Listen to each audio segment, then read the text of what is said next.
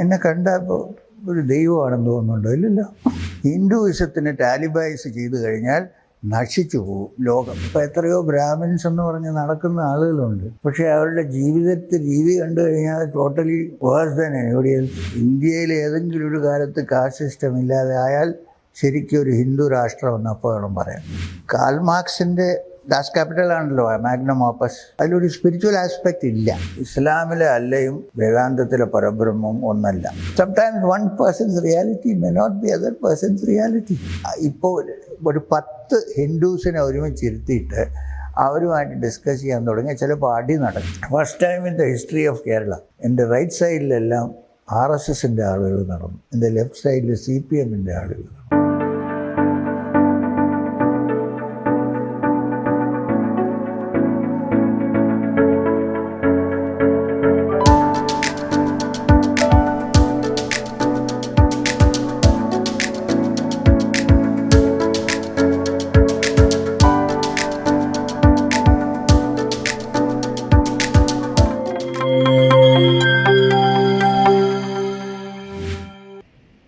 താങ്കൾക്ക് പരമ്പരാഗത അർത്ഥത്തിലുള്ള ഒരു സ്പിരിച്വൽ ലീഡറായിട്ടല്ല കാണാറ്. അതായത് മറ്റേ പരമ്പരാഗതമായിട്ട് എല്ലാവരും കരുതുന്ന പോലെ തടിയൊക്കെ വളർത്തി ഇച്ഛാദേഹിയായിട്ട് നടക്കുന്ന ആളല്ല. കൃത്യമായ ലൗകിക ജീവിതമുണ്ട്. അതില് വിവാഹിതനാണ്, പദയാത്ര നടത്തുന്നു, കാശ്മീർ മുതൽ കന്യാകുമാരി മുതൽ കാശ്മീർ വരെ. പൊളിറ്റിക്കൽ കില്ലിങ്സിൽ മീഡിയേറ്റേഴ്സ് ആകുന്നു. എന്താണ് ശ്രീഎമ്മിനെ മറ്റ് സ്പിരിച്വൽ ലീഡേഴ്സിൽ നിന്ന് മാറ്റി നിർത്തുന്നത്? പരമ്പര സന്യാസിയായിട്ട് കാണുന്നില്ല സ്പിരിച്വൽ പേഴ്സൺ എന്ന് പറഞ്ഞതിൽ ഒരു ചെറിയ വ്യത്യാസമുണ്ട്. എനിക്കൊരു പരമ്പര ഉണ്ട്. ഞാൻ എൻ്റെ ഗുരുനാഥൻ നാത്ത് സമ്പ്രദായത്തിൽ നിന്നായിരുന്നു. എന്ന് വെച്ചാൽ ഗോരഖ്നാഥ്. അത് അവർ സാധാരണ കാതിൽ ഇതൊക്കെ ഇടും. എന്നെ എക്സെപ്റ്റ് ചെയ്തു. പക്ഷേ നാത്ത് സമ്പ്രദായത്തിൽ കല്യാണം കഴിക്കാത്തവരുമുണ്ട്, കല്യാണം കഴിച്ച മനുഷ്യരുമുണ്ട്, എല്ലാം ഉണ്ട്. അപ്പോൾ അതുകൊണ്ട് ഒരു പരമ്പര ഉണ്ട് എനിക്ക്. പക്ഷേ എൻ്റെ അഭിപ്രായത്തിൽ അങ്ങനെ ഒരു പരമ്പര ഇല്ലാതെ ഫങ്ഷൻ ചെയ്യുന്നതാണ് ഇന്നത്തെ കാലത്ത് നല്ലത്.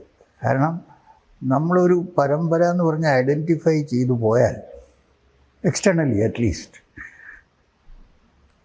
അതുകൊണ്ട് നമുക്ക് ഫങ്ഷൻ ചെയ്യാനുള്ള ഒരു ഫ്രീഡം കിട്ടില്ല. നമ്മളതിൻ്റെ ആ കൺഫൈൻസിലായി പോകും. അതുകൊണ്ട് എൻ്റെ ഗുരുനാഥൻ വളരെ ഒരു അഡ്വാൻസ്ഡ് ആയിട്ടൊരു മനുഷ്യനായിരുന്നു. അദ്ദേഹം നോർമലായിട്ട് ജീവിച്ച് പ്രവർത്തിക്കാൻ പറയും. അതുകൊണ്ടാണ് ഞാൻ അതിൻ്റെ ഭാഗമായിട്ടാണ് ഈ പറയുന്ന പദയാത്ര എല്ലാം ചെയ്യുന്നത്. കാരണം ആത്മനോ മോക്ഷാർത്ഥ ജഗത് ഹിതായച്ച എന്നുള്ള വാക്ക് അത് ഉപനിഷത്തു നിന്നാണ്. ചില ആത്മത്തിൻ്റെ മോക്ഷം മാത്രം നോക്കിയാൽ മനുഷ്യനെ ഈ ലോകത്ത് ജീവിച്ചിട്ട് കാര്യമില്ല. ജഗത് ഹിതായച്ച, ജഗത് ലോകത്തിൻ്റെ ഹിതം കൂടെ ആലോചിച്ചിട്ട് വേണം ജീവിക്കാൻ. അപ്പോൾ ഇത് രണ്ടും കൂടെ ഒന്നായാൽ ഒരു ഇൻറ്റഗ്രേറ്റഡ് ആയിട്ടൊരു ലൈഫ് ഒരു യോഗിക്ക് ലീഡ് ചെയ്യാൻ സാധിക്കും. അപ്പോൾ ഇതെല്ലാം അതിൻ്റെ പാട്ടാണ്. ഈ സെക്കൻഡ് പാട്ടില്ലേ ജഗത് ഹിതായച്ച എന്ന് പറഞ്ഞാൽ എന്നുവെച്ചാൽ ബാക്കിയുള്ളവരുടെ ഹിതം നോക്കി അതാണ് ബാക്കിയുള്ള ആക്ടിവിറ്റീസ് എല്ലാം. എൻ്റെ ഇൻറ്റേർണൽ ആക്ടിവിറ്റീസും മെഡിറ്റേഷനും സ്പിരിച്വൽ പ്രാക്ടീസും. അതുകൊണ്ട് എനിക്കിപ്പോൾ ഇത് പ്രൂവ് ചെയ്യാൻ കഴിഞ്ഞിട്ടുണ്ട്. ഇത് രണ്ടും ഒന്നിച്ച് ചെയ്യാൻ പറ്റും എന്നുള്ളത് ഇതുവരെ.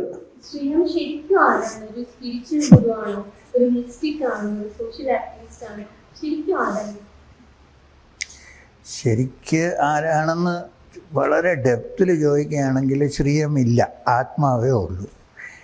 പക്ഷേ എക്സ്റ്റേണലി ശ്രീഎം എന്ന് പറയുന്നത് കൊണ്ട് അതിൻ്റെ അർത്ഥം ഒന്ന്, എൻ്റെ പേര് ഞാൻ ജനിച്ചപ്പോൾ എൻ്റെ മാതാപിതാക്കന്മാർ എനിക്ക് തന്ന പേര് മുംതാസ് അലി ഖാൻ എന്നാണ്. എൻ്റെ ആദ്യത്തെ അക്ഷരം M ആണ്. ഒന്ന്, എൻ്റെ ഗുരു എന്നെ നാത്ത് സമ്പ്രദായത്തിലേക്ക് ദീക്ഷ തന്നപ്പോൾ അദ്ദേഹം ഒരു നാത്ത് പേരിൻ്റെ ആവശ്യമുണ്ട്. അപ്പോൾ മധുകർനാഥ് എന്ന പേര് വെച്ചു. അദ്ദേഹം എന്നെ മധു എന്നായിരുന്നു എപ്പോഴും വിളിച്ചു. അതും M ആണ്. പക്ഷേ എനിക്ക് സന്തോഷം എന്താണെന്ന് വെച്ചാൽ ശ്രീഎം എന്ന് പറഞ്ഞു കഴിഞ്ഞാൽ ഞാൻ വിചാരിക്കുന്നത് ഇൻ ഡെപ്ത് മനുഷ്യൻ എന്നുള്ളതിൻ്റെ ആദ്യത്തെ അക്ഷരം. സംസ്കൃതത്തിൽ പറഞ്ഞാൽ മനുഷ്യൻ, മലയാളത്തിൽ മനുഷ്യൻ, ഹിന്ദിയിൽ പറഞ്ഞാൽ മാനവ്, ഞാനൊരു മനുഷ്യനാണ്. I am free from all other definitions. ഇതാണ് ശ്രീയം.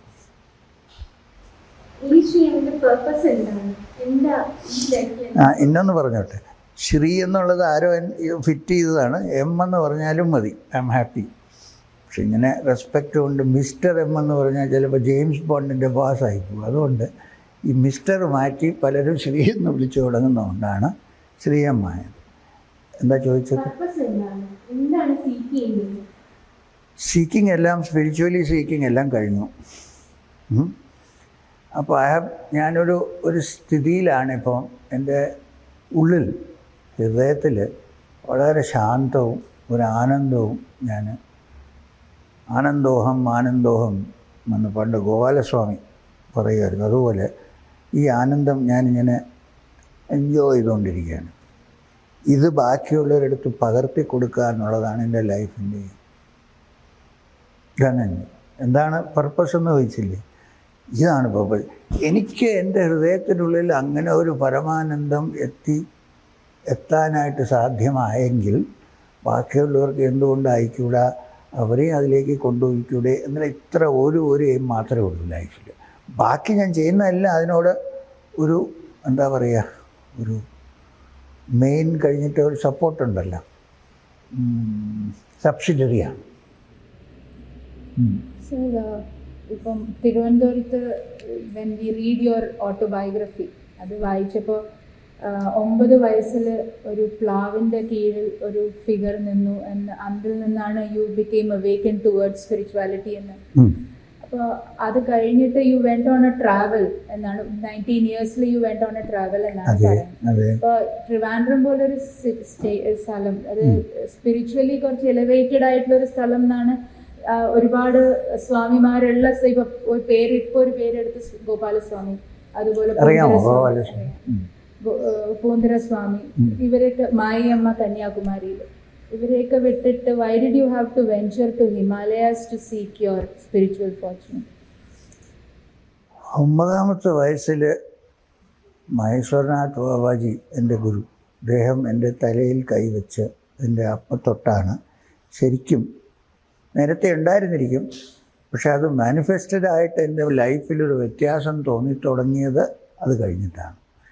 അപ്പോൾ 19ാമത്തെ വയസ്സ് വരെ ഞാൻ ട്രിവാൻഡ്രത്ത് തന്നെ ഉണ്ടായിരുന്നു. എവിടെയൊക്കെ പോയാലും തിരിച്ച് ഇവിടെ തന്നെ വരും. അപ്പോൾ ഈ പറഞ്ഞ ആളുകളെല്ലാം ഞാൻ മീറ്റ് ചെയ്തിട്ടുണ്ട്. പക്ഷേ എന്തോ എനിക്ക് അവരെ എൻ്റെ ഗുരുവായിട്ട് അക്സെപ്റ്റ് ചെയ്യാനായിട്ടുള്ളൊരു, ശരിക്കും സീരിയസ് ആയിട്ട് അങ്ങനെ ഒരു ചിന്ത എനിക്ക് വന്നിട്ടില്ല. അപ്പോൾ ഹിമാലയത്തിൽ ഇങ്ങനെ ഗുരുക്കന്മാരുണ്ട്, യോഗിമാരുണ്ട്, ഇങ്ങനെയൊക്കെ കേട്ട് പല ബുക്കിലും പുസ്തകങ്ങളിലും ശാസ്ത്രങ്ങളിലും ഒക്കെ വായിച്ചിട്ട് എനിക്ക് അങ്ങോട്ട് പോകാനുള്ളൊരു അട്രാക്ഷൻ ഉണ്ടായി. അതുവരെ ഞാൻ ഗുരു ആരാണെന്ന് തീരുമാനിച്ചിട്ടില്ല. അപ്പോൾ ഒരു എക്സ്പ്ലോറിങ് സ്പിരിറ്റും ഉണ്ടായിരുന്നു ചെറുപ്പകാലത്ത്. ഞാൻ പണ്ടേ ട്രാവൽ ചെയ്യുമായിരുന്നു, ഒരുപാട് ട്രാവൽ ചെയ്യും, ഇന്നും അതുപോലെ. അപ്പോൾ ഞാൻ വിചാരിച്ചു ഹിമാലയത്ത്, അപ്പോൾ ഗൂഗിളില്ല, മാപ്പില്ല, ഒന്നുമില്ല. റെയിൽവേ ഗൈഡില്ലേ, അതെടുത്ത് ഇങ്ങനെ നോക്കി ഇതെവിടെയാണ്, ഋഷികേശ് എവിടെയാണ്, ഹരിദ്വാർ എവിടെയാണ് നോക്കി. കാശിന് വലിയ പ്രോബ്ലം ഇല്ലായിരുന്നു, ഞങ്ങളുടെ വീട്ടിൽ കുറച്ച് എഫ്ലുവൻ്റ് ആയിരുന്നു, അതുകൊണ്ട് എൻ്റെ കുറച്ചൊക്കെ കാശുണ്ടായിരുന്നു. പക്ഷേ ഞാൻ ആരുടെ പറയാതെയാണ് പോയത്. കാരണം പറഞ്ഞിട്ട് പോയാൽ എൻ്റെ ബാക്ക്ഗ്രൗണ്ട് അറിയാമെങ്കിൽ യുവിൽ അവരെന്നെ പോകാൻ സമ്മതിക്കില്ല, അല്ലെങ്കിൽ എന്നെ തിരിച്ചു കൊണ്ടുവരും. അപ്പോൾ അതുകൊണ്ട് പറയാതെ അങ്ങ് പോയി. വാസ്തവത്തിൽ എൻ്റെ സ്പിരിച്വൽ ജേർണിയിൽ സഫർ ചെയ്തിട്ടുള്ളത് എൻ്റെ അമ്മയാണ് ശരിക്കും. കാരണം ഞാനാണ് eldest son and only sun. അപ്പോൾ എൻ്റെ പുറത്ത് ഒരുപാട് ഇൻവെസ്റ്റ് ചെയ്ത്, മൈൻഡ് ഇൻവെസ്റ്റ്മെൻറ്റ് അല്ല, ഫിസിക്കലല്ല ഞാൻ പറയുന്നത്. അമ്മ എന്ന് പറയുന്ന ഒരു സ്പെഷ്യൽ റിലേഷൻഷിപ്പ് ഉണ്ടല്ലോ, അതിനെ ഞാൻ അങ്ങ് ബ്രേക്ക് ചെയ്താണ് ഞാൻ പോയത്. തിരിച്ചു വന്നു എന്നാലും. അപ്പോൾ അവിടെ പോയി ശരിക്കും എനിക്ക് ഒരു ഐഡിയയും ഇല്ല, ആരോ ഉണ്ട്, ആരോ എന്നെ എങ്ങോട്ട് വിളിക്കുന്നു എന്നുള്ളൊരു ഫീലിങ്ങിലാണ് ഞാൻ പോയത്. അവിടെ ചെന്ന് ഒരുപാട് കഷ്ടപ്പെട്ടു ഞാൻ. ആദ്യത്തെ ഓട്ടോബയോഗ്രഫി വായിച്ചാൽ മനസ്സിലാവും. അവസാനം ഞാൻ വ്യാസഗുഹയിൽ ബാബാജിയെ കണ്ട് എത്തി, മഹേശ്വരനാഥ് ബാബാജി. പിന്നെ ഞാൻ അദ്ദേഹത്തിനെ വിട്ടില്ല. ഒരു 3.5 കൊല്ലം അദ്ദേഹത്തിൻ്റെ കൂടെയായിരുന്നു. അദ്ദേഹം എസ്റ്റാബ്ലിഷ് ചെയ്തു, ഞാനാണ് നിൻ്റെ ഗുരു, ഞാനാണ് അവിടെ വന്നത്, നിൻ്റെ തലയിൽ കൈ. അത് കണ്ടപ്പോൾ മനസ്സിലായി. കാരണം ആ കണ്ണ് വളരെ സ്പെഷ്യൽ കണ്ണാണ്. ഞാൻ ആ ഒരു പ്രാവശ്യം 9ാമത്തെ വയസ്സിൽ കണ്ടത് ഞാൻ മറന്നിട്ടേ ഇല്ല. സ്വപ്നത്തിലൊക്കെ വരുമായിരുന്നു ചിലപ്പോൾ, ഈ കണ്ണ് മാത്രം. അപ്പോൾ എനിക്ക് കണ്ടപ്പോൾ മനസ്സിലായി സെയിം. പിന്നെ ഞാൻ 3.5 കൊല്ലം അദ്ദേഹത്തിൻ്റെ കൂടെ ഹിമാലയത്തിൽ, ഇന്നും ടൂറിസ്റ്റ് പോകാത്ത സ്ഥലങ്ങളുണ്ട് ഇന്നും, അവിടെയെല്ലാം പോയി പലരും പഠിച്ച് അദ്ദേഹത്തിനെ ഗുരുവായിട്ട് അക്സെപ്റ്റ് ചെയ്തു. അതുകൊണ്ടാണ് ഞാൻ പോയത്. അല്ലെങ്കിൽ ഇവിടെ വലിയ ചോയ്സ് ഉണ്ടായിരുന്നു, പക്ഷെ എല്ലാവരുടെയും ബ്ലെസ്സിങ്സ് ഉണ്ടായിരുന്നു. ആരും നീ എൻ്റെ ശിഷ്യയാകണമെന്ന് പറഞ്ഞിട്ടുമില്ല. കാരണം അവർക്ക്, എനിക്ക് തോന്നുന്നു വിവരമുള്ളവർക്കൊക്കെ അറിയായിരുന്നു ഇത് ഇയാൾ ഞങ്ങളല്ല, വേറെ ആരും ഉണ്ട്. ഇത് എത്രത്തോളം പ്രീഡിസ്റ്റൈൻഡ് ആണ്? ലൈക്ക് ഈ സ്ട്രഗിൾ, ഇപ്പോൾ you had to struggle also before you reach your guru. പക്ഷെ എന്നാലും ഇതൊരു പ്രീഡിസ്റ്റൈൻഡ് ജേർണി ആണോ? അല്ല. ഞാനത് ആ പ്രീഡിസ്റ്റൈൻഡ് എന്നുള്ള വേർഡ് ഞാൻ വളരെയധികം എൻകറേജ് ചെയ്യാറില്ല ആദ്യം. കാരണം അങ്ങനെ പറഞ്ഞു കഴിഞ്ഞാൽ അതൊരു ഫാറ്റലിസ്റ്റിക് ലൈഫാണ്. എല്ലാം പ്രീഡെസ്റ്റിൻഡാണ്, ഞാനൊന്നും ചെയ്യില്ല, അത് നടക്കാനുള്ള എല്ലാം നടക്കില്ല. ഒരു ബ്ലൂ പ്രിൻ്റ് ഉണ്ട്, അത് പ്രീഡെസ്റ്റിൻഡാണ്. ആ ബ്ലൂ പ്രിൻ്റിനകത്ത് ഫങ്ഷൻ ചെയ്യാനുള്ള കൊണ്ടാണ് ബ്രെയിനും ഫ്രീഡവും മൈൻഡും ഒക്കെ മനുഷ്യന് കൊടുത്തിരിക്കുന്നത്. അതനുസരിച്ച് നമ്മൾ വർക്ക് ചെയ്താൽ എത്തും. 10 പേര് ഇതേ ജേണിയിൽ ഇറങ്ങാനുള്ള ബ്ലൂ പ്രിൻ്റ് ഉണ്ട്. അതിലൊരാൾ പോവും, ചിലർ പോവില്ല. അത് നമ്മുടെ ഡിസിഷനാണ്. ഇല്ലെങ്കിൽ ബ്രെയിൻ്റെ ആവശ്യമില്ലല്ലോ, എല്ലാം പ്രീഡെസ്റ്റിൻഡ് അല്ലേ. Destiny means what you make of your life is your destiny. ഇത് ഞാൻ പറഞ്ഞാൽ ഇപ്പോൾ ഈ ആസ്ട്രോളജേഴ്സിനൊക്കെ ജോലിയില്ലാതാവും, പക്ഷേ എന്നാലും അതാണ് എൻ്റെ വിശ്വാസം. തീർച്ചയായിട്ടും ചോദിക്കട്ടെ, ഈ തിരുവനന്തപുരത്ത് തന്നെ ഈ പൂന്തറ സ്വാമി, അങ്ങനെ ഒരുപാട് സ്വാമികളുണ്ടായിരുന്നു. അവരെല്ലാവരും പല രീതിയിൽ ആൾദൈവങ്ങളായിട്ടാണ് അറിയപ്പെട്ടത്. ശ്രീയം ഒരു ആൾദൈവമാണ്. ആക്കാനുള്ള ശ്രമമൊക്കെ പലപ്പോഴും ഉണ്ടാവും പലയിടത്തുനിന്നും, പക്ഷെ ഞാനത് സമ്മതിക്കാറില്ല. അതിൻ്റെ ആവശ്യമില്ല. ആൾദൈവത്തിൽ നിന്നുള്ള ഒരു വ്യത്യാസം എന്താണ്? ഞാൻ എന്നെ കണ്ടപ്പോൾ ഒരു ദൈവമാണെന്ന് തോന്നുന്നുണ്ടോ? ഇല്ലല്ലോ, മനുഷ്യനാണെന്നല്ലേ തോന്നുന്നത്. അപ്പം ഞാനത് മെയിൻറ്റെയിൻ ചെയ്യാണ്. കാരണം അതിൽ വലിയൊരു ഡേഞ്ചറുണ്ട്. ഈ ആൾ ദൈവം എന്നൊക്കെ പറഞ്ഞു കഴിഞ്ഞാൽ അത് പിന്നെ 2 രീതിയിൽ ഡേഞ്ചറുണ്ട്. ഒന്ന്, ആ പേഴ്സണാലിറ്റി തന്നെ കുറച്ച് കഴിയുമ്പം ഈഗോ അങ്ങോട്ട് കൂടും. ഈഗോ അങ്ങോട്ട് കൂടിയിട്ട് ഞാൻ പറയുന്ന എല്ലാം ശരിയാണ് എന്നുള്ളൊരു അങ്ങനെ ഒരു ചിന്ത വന്നു കഴിഞ്ഞാൽ മനുഷ്യൻ്റെ സ്പിരിച്വൽ ജേർണി തന്നെ തീർന്നു. രണ്ടാമത്, പിന്നെ ഞാൻ പറയുന്ന ടീച്ചിങ്സിനെക്കാട്ടും ഇമ്പോർട്ടൻ്റ് എൻ്റെ പേഴ്സണാലിറ്റി ആയിട്ട് മാറും. ഇത് ഭയങ്കര ഡേഞ്ചറാണ്.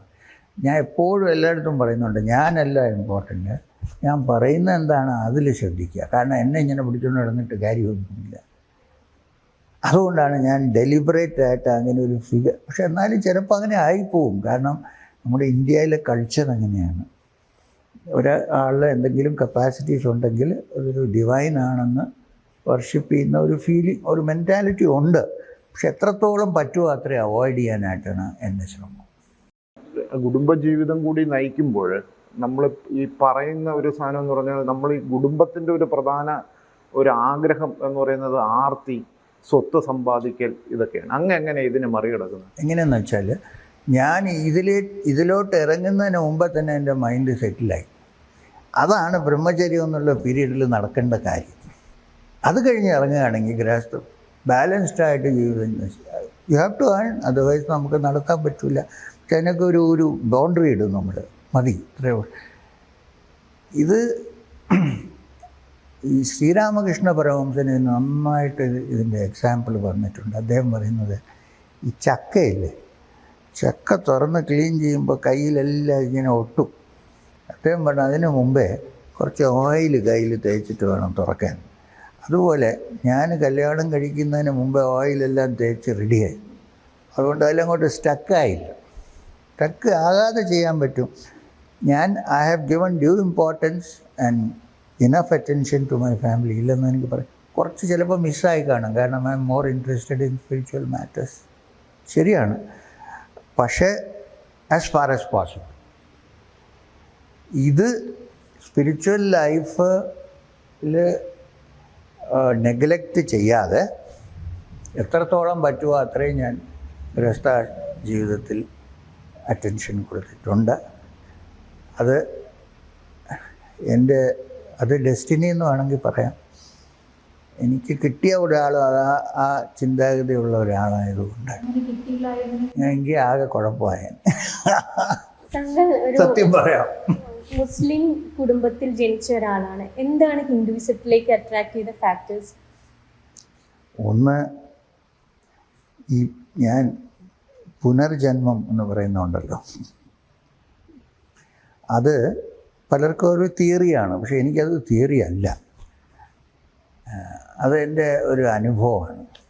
അതുകൊണ്ട് 1-2 കാര്യങ്ങൾ പറഞ്ഞിട്ട് ഞാനിത്, ഈ ജന്മത്തിൽ ഒരു പർട്ടിക്കുലർ കമ്മ്യൂണിറ്റിയിൽ ഒരാൾ ജനിക്കുകയാണെങ്കിൽ, സപ്പോസ് പുനർജന്മത്തിൽ വിശ്വസിക്കുന്നുണ്ടെങ്കിൽ, ഇതിനു മുമ്പുള്ള ജന്മത്തിൽ അയാൾ ഏത് ഇതിലാണ് ജനിച്ചതെന്ന് എങ്ങനെ പറയും?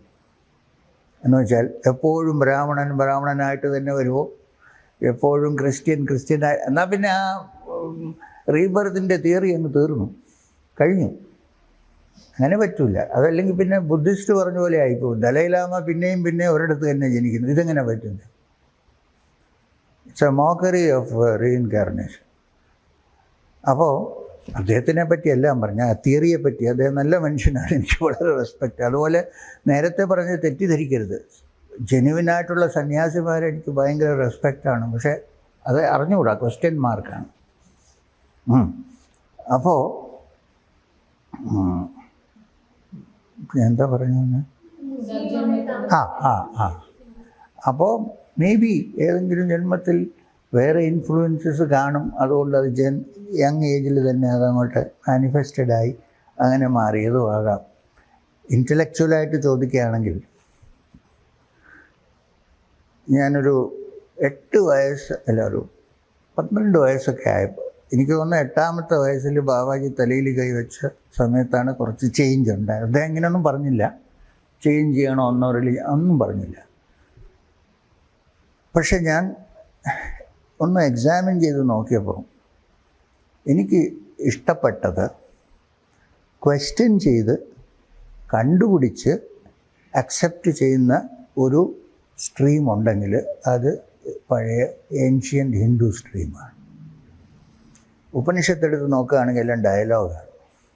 നീ ഇത് വിശ്വസിക്കണം എന്നാരും പറയുന്നില്ല. തമ്മിൽ ഡയലോഗ് നടത്തിയിട്ടല്ലേ മനസ്സിലാക്കുന്നത്. ചാന്തോക്യ ഉപനിഷത്തിൽ ഒരു ഉദ്ദാലകാരുണിയുടെ മകൻ അച്ഛൻ്റെ അടുത്ത് ചെന്ന്, ഋഷിയാണ് അദ്ദേഹം, പറയാണ് സത്യത്തിനെ പറ്റി എന്തെങ്കിലും ഒന്ന് പറയണം. അപ്പം അദ്ദേഹം പറയണത്, അവിടെ ഒരു ആരുമരം കാണുന്നില്ലേ, ബാനിയൻ ട്രീ, നീ അവിടെ പോയി അതിൻ്റെ ഒരു വിത്ത് എടുത്തുകൊണ്ട് വാ.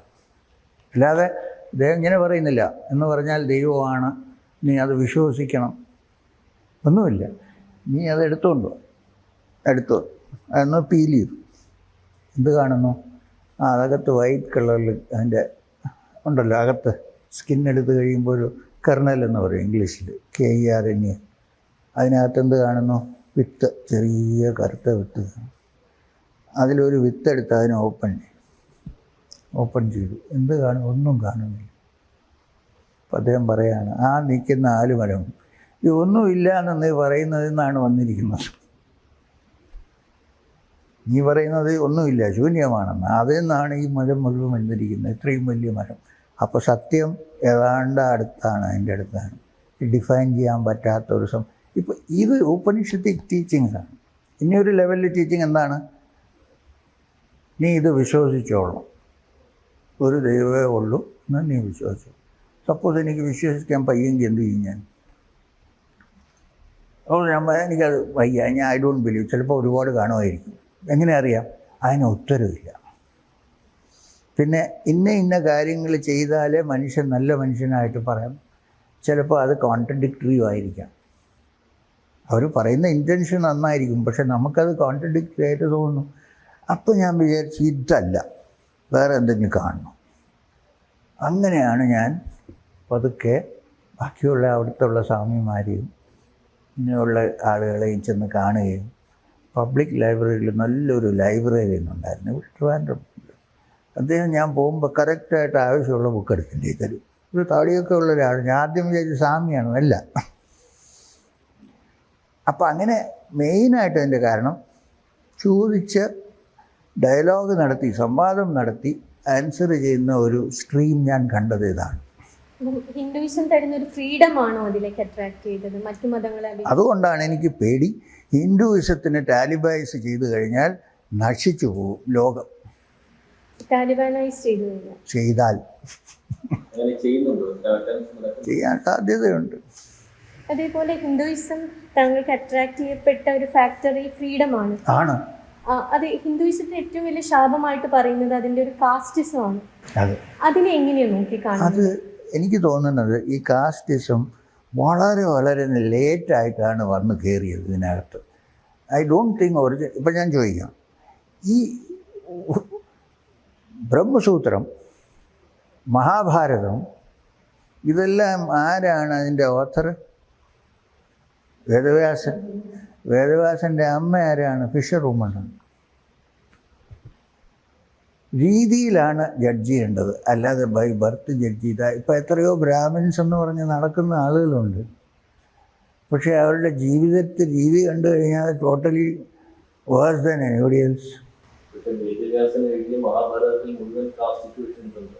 ഉണ്ടാവും. പക്ഷെ അന്നത്തെ കാലത്തെ പരിപാടിയാണ് ഞാൻ പറയുന്നത്. പിന്നെ അതിൻ്റെ ആവശ്യമില്ല. ഇപ്പോൾ മനുസ്മൃതി ഇന്ന് നടക്കുന്നുണ്ട്. മനുസ്മൃതി, അംബേദ്കർ.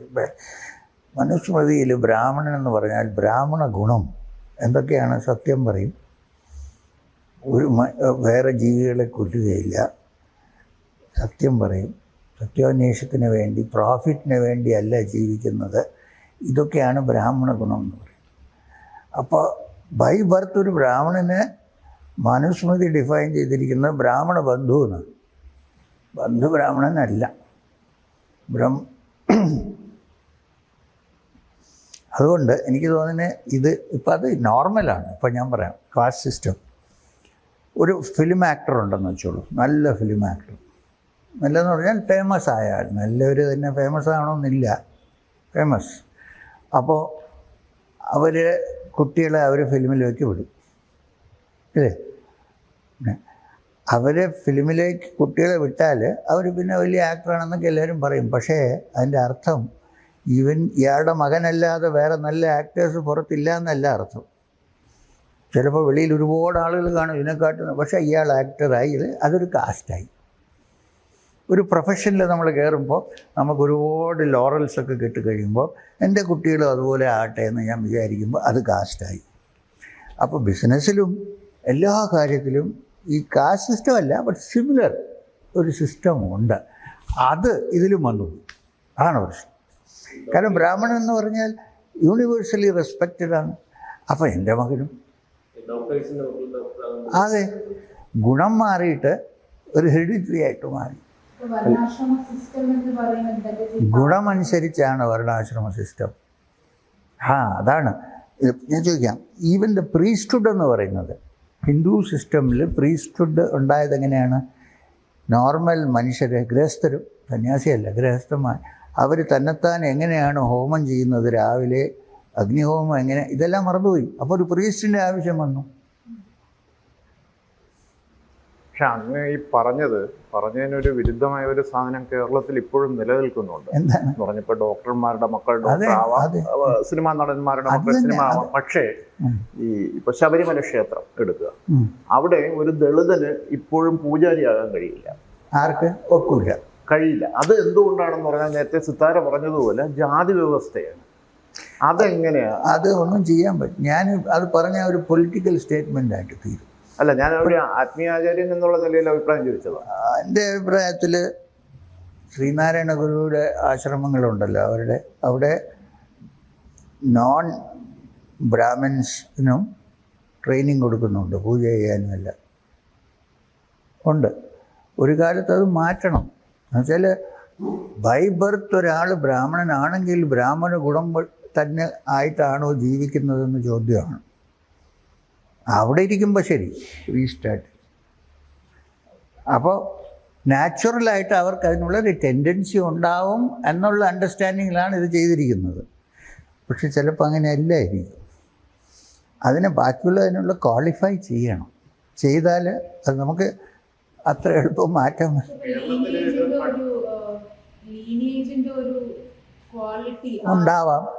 ഉണ്ടാവാം ജനറ്റിക്കായിട്ട് ഉണ്ടാവാം, ഇല്ലെന്ന് ഞാൻ പറയുന്നില്ല. അത് എന്തുകൊണ്ടാണ് വർഷങ്ങളായിട്ടത് പ്രാക്ടീസ് ചെയ്ത് വരുന്നതുകൊണ്ടാണ് ആ ഗുണം. ഇപ്പം നമ്മൾ ചേഞ്ച് ചെയ്താൽ ബാക്കിയുള്ള അതിലോട്ട് കൊണ്ടുപോകാൻ പറ്റുമോ എന്നുള്ളൊരു ചോദ്യമുണ്ട്. ഈ ദളിതരായിട്ട് ഇത്തരം ഈ ധർമ്മസംഹിതകൾ പഠിക്കുകയും മറ്റുമൊക്കെ ചെയ്യുന്നവർ ഇപ്പോഴും പറയുന്നത് അവരെ അപേക്ഷ പോലും അവരെ ഒഴിവാക്കിക്കൊണ്ടാണ് ഈ അപേക്ഷ ക്ഷണിക്കുന്നത് എന്നുള്ളതാണ്. അപ്പം നമ്മൾ ഈ ചാതുർവർണ്ണ്യം എന്ന് പറയുന്നത് അങ്ങേക്കിപ്പോൾ അതൊരു പൊളിറ്റിക്കൽ ഇതാണ്, നമുക്ക് അതിനെപ്പറ്റി ഒന്നും കമന്റ് ചെയ്യാൻ പറ്റില്ല. ഇന്ത്യയിൽ എന്തെങ്കിലും കാസ്റ്റ് സിസ്റ്റം ഇല്ലാതാവുന്ന ഒരു സാഹചര്യം താങ്കൾ കാണുന്നുണ്ടോ? ഇന്ത്യയിൽ ഏതെങ്കിലും ഒരു കാലത്ത് കാസ്റ്റ് സിസ്റ്റം ഇല്ലാതെ ആയാൽ ശരിക്കും ഒരു ഹിന്ദു രാഷ്ട്രം എന്ന് അപ്പോൾ വേണം പറയാൻ. ഹിന്ദു രാഷ്ട്രം ഉണ്ടാകും, അതാണ് കാസ്റ്റ് എല്ലാം പോയി കഴിയുമ്പോൾ. RSS അതിനു വേണ്ടിയാണല്ലോ ശ്രമിച്ചുകൊണ്ടിരിക്കുന്നത്. മാർക്സിസ്റ്റ് ഹിന്ദു രാഷ്ട്രത്തിന് വേണ്ടിയാണ്. RSS ഈ പ്രോബ്ലം എന്താണെന്ന് വെച്ചാൽ ഓരോ അസോസിയേഷനും ഓർഗനൈസേഷനും ഓരോ പേര് പറയുമ്പോൾ അത് അവർ സിൻസിയറായിട്ട് പറയുകയാണോ എന്ന് നമ്മളൊന്ന് ആലോചിച്ച് നോക്കേണ്ട കാര്യം. പക്ഷെ RSSൽ ഇങ്ങനെ ജാതിമതഭേദമന്യേ പ്രീസ്റ്റ്ഹുഡിലേക്ക് ഇനിഷ്യേറ്റ് ചെയ്യുന്ന സിസ്റ്റംസ് ഉണ്ടെന്നാണ് അവർ ക്ലെയിം ചെയ്യുന്നത്. ക്ലെയിം ചെയ്യുന്നുണ്ട്, പക്ഷെ നടക്കുന്നുണ്ടോ എന്നുള്ളത് പറഞ്ഞത് ഒരു സ്റ്റേറ്റ്മെന്റ് ആണ്. എനിക്ക് തോന്നുന്നു അത് കുറച്ചൊന്ന് എക്സ്പ്ലെയിൻ ചെയ്യുന്നത് നല്ലതായിരിക്കും. കാരണം ഈ ഒരു കാസ്റ്റ്ലെസ് സൊസൈറ്റി ആണ് ശരിയായ ഹിന്ദുരാഷ്ട്രം എന്ന സ്ത്രീയം വിശ്വസിക്കുന്നുണ്ട്. അപ്പോൾ ഹിന്ദുരാഷ്ട്രം ആ രീതിയിൽ ഹിന്ദു രാഷ്ട്രം എന്ന് പറഞ്ഞാൽ അതിനൊരു നാരോ ഡെഫിനിഷൻ കൊടുക്കരുത്. നമ്മുടെ ഹിന്ദു രാഷ്ട്രം എന്ന് പറഞ്ഞാൽ essence of the ancient teachings വരുന്നത് അപ്പോഴേ ഉണ്ടാവുള്ളൂ. ഇല്ലെങ്കിൽ ഇതിങ്ങനെ ഒരു what is the qualification? Suppose ഞാൻ ചോദിക്കട്ടെ, എൻ്റെ കൂടെ എൻ്റെ സ്കൂളിൽ എൻ്റെ ക്ലോസ് ഫ്രണ്ട്സ് ഒരുപാട് പേരുണ്ടായിരുന്നു, ബ്രാഹ്മിൻസാണ് അവർ. ഇന്ന് ഞാൻ അവരെ മീറ്റ് ചെയ്യാറുണ്ട്. കുറേയൊക്കെ വിക്കറ്റ് വീണു ഉള്ളതെല്ലാം. അപ്പോൾ അവരെ മീറ്റ് ചെയ്യുമ്പോൾ അവർ ഒരു ബ്രഹ്മണിക്കൽ ലൈഫും ജീവിക്കുന്നില്ല. അങ്ങനെയുള്ളൊരു ഇതേ ഇല്ല അവരുടെ കയ്യിൽ. ഞാനാണ് അതിനെക്കാട്ടും ബെറ്ററായിട്ട് ജീവിക്കുന്നത്. ഞാൻ ഈ വർണ്ണത്തിലും ഇല്ലാത്ത ഒരു മനുഷ്യനാണ്, ഔട്ട്സൈഡ് മ്ലേച്ഛൻ അല്ലേ. അപ്പോൾ എനിക്ക് തോന്നുന്നത് ഈ ക്വാളിറ്റി കൊണ്ട് ഡിഫൈൻ ചെയ്യുന്ന സംഭവം ഏറ്റവും ഇമ്പോർട്ടൻ്റ് ആണ്. അത് നമുക്ക് കൊണ്ടുവന്നാലേ, when I say Hindu, don't think of Hindu Rashtra as a political statement. അതല്ല, A sense of Hindu teachings മനസ്സിലാക്കി ഏകം സത് വിപ്ര ബൗദ്ധാ വേദന്തി എന്ന് ഋഗ്വേദത്തിൽ പറഞ്ഞിരിക്കുന്ന മനസ്സിലാക്കി ജീവിക്കും. അതിനെയാണ് ഞാൻ പറഞ്ഞത് ഹിന്ദു രാഷ്ട്രം. ഇപ്പോൾ അമേരിക്ക ക്രിസ്ത്യൻ രാഷ്ട്രം എന്ന് ഓപ്പണായിട്ട് പറയാൻ പറ്റൂല, പക്ഷെ ആണ് ഒരു വിധത്തിൽ. അങ്ങനെയാണ് എൻ്റെ ഹിന്ദു എന്നുള്ളതിൻ്റെ ഡെഫിനിഷൻ സനാതനമായിട്ടുള്ള ഒരു ഡെഫിനിഷനാണ്, അല്ലാതെ ഒരു നാരോ സ്കോപ്പ് ഇല്ല. അതെ,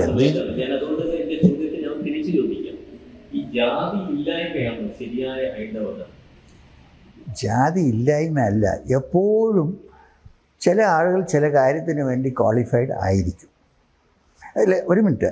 അപ്പോൾ അവരെ അതിലേക്ക് ട്രെയിൻ ചെയ്യാൻ ഈസി ആയിരിക്കും, ശരി, സമ്മതിച്ചു. പക്ഷേ അത് ഹെറിഡിറ്ററി ആകുമ്പോഴാണ് പ്രോബ്ലം. ഞാൻ പറഞ്ഞതിന് കുറച്ച് വ്യത്യാസമുണ്ട്. അത് ഹെറിഡിറ്ററി. ഇപ്പം ഞാൻ ഒരു പൂജാരിയാണ്, എനിക്ക് പൂജ ചെയ്യാൻ അറിയാം, ഞാൻ വേദങ്ങളൊക്കെ പഠിച്ചിട്ടുണ്ട്, ശരി, ഓക്കെ.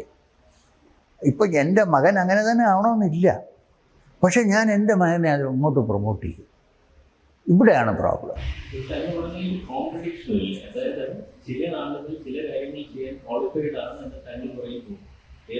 എന്തുകൊണ്ടാണ് ക്വാളിഫൈഡ്? ഇല്ലില്ല. ഈ ക്വാളിഫൈഡ് എന്തെന്നറിയാമോ? അവർ കൊച്ചിലെ തന്നെ ലൈഫിൽ വീട്ടിലൊക്കെ ഇത് പ്രാക്ടീസ് ചെയ്ത് വരുന്നവരാണ്. അതുകൊണ്ടാണ് qualified. They know what to do, they understand. ഇപ്പോൾ ഒരു പുറത്തൊരാളെ കൊണ്ടുപോയി പുതിയതായിട്ട് ട്രെയിൻ ചെയ്ത് കൊണ്ടുവരാൻ ഇച്ചിരി ബുദ്ധിമുട്ടാണ്, അത് ചെയ്യണം. അനിൽ ചോദിച്ചത് ഈ മുൻകാലങ്ങളിൽ ഈ നമ്മുടെ ഒരാൾ പൂജാരി ആകുന്നു എന്ന് പറയുകയും ഇത്തരം വേദങ്ങൾ പഠിക്കുകയും ചെയ്യുന്നത് അവർണ സമുദായത്തിൽപ്പെട്ടവൻ അത് പഠിക്കാൻ കഴിയാതെ അവനെ തടസ്സപ്പെടുത്തുന്ന ഒരു സാഹചര്യത്തിലാണ്. അതുകൊണ്ടാണ് അയാളുടെ മക്കൾ പൂജാരിമാരാവുന്നത്. ആ തടസ്സം ഇല്ലാതാക്കണമെന്നാണ് ഞാൻ പറയുന്നത്. അല്ല, ഇപ്പം ഞാൻ എക്സാമ്പിൾ പറഞ്ഞുതരാം. ശ്രീനാരായണ ഗുരുസ്വാമി ഒരു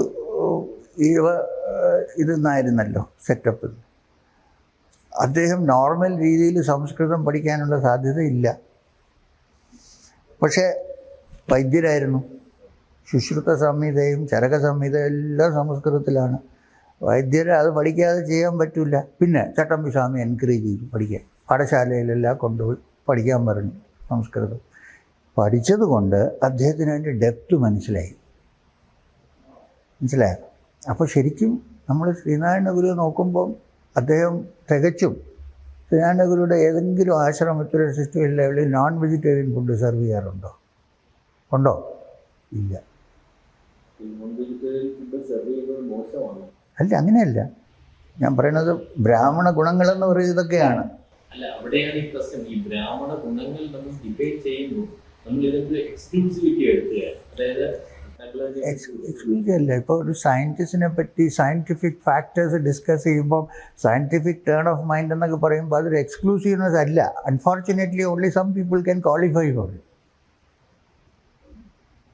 മനസ്സിലായോ? അപ്പോൾ അവിടെ അവരെല്ലാ രീതിയിലും പൂജ പഠിപ്പിക്കുന്നുണ്ട്, ചാൻറ്റിങ് പഠിപ്പിക്കുന്നുണ്ട്, എല്ലാം പഠിപ്പിക്കുന്നുണ്ട്. അപ്പോൾ നാരായണ ഗുരുസ്വാമി നോർമലി അത് മാത്രമല്ല, അദ്ദേഹം ടയ്യാവോടുത്ത് പോയി യോഗ പഠിച്ചു.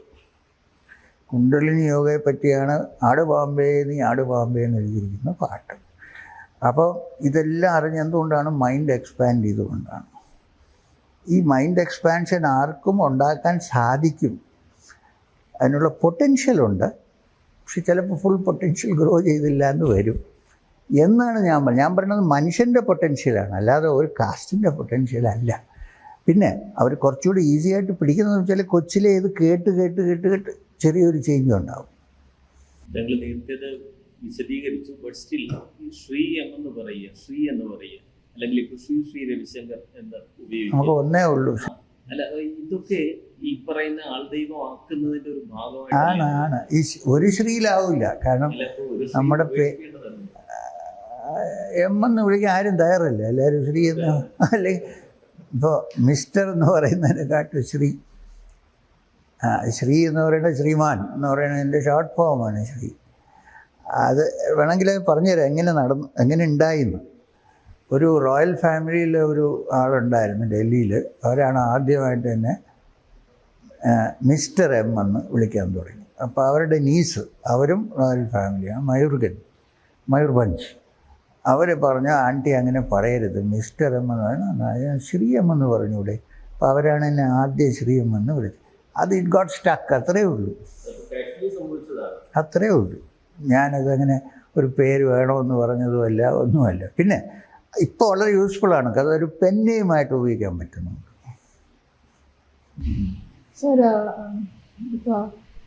from your autobiography, there is this looming character of Mahavtar Babaji, and we've heard a lot about film stars, corporates, Steve Jobs, Rajnikant. He's quite a popular figure, and people say he's like thousands of years old, and he taught Shankaracharya Hatha Yoga. അപ്പോൾ അതൊരു മിസ്റ്റിസിസവും ഒരു വണ്ടർമെൻറ്റും ഒക്കെ അതിൽ associated ആണ്.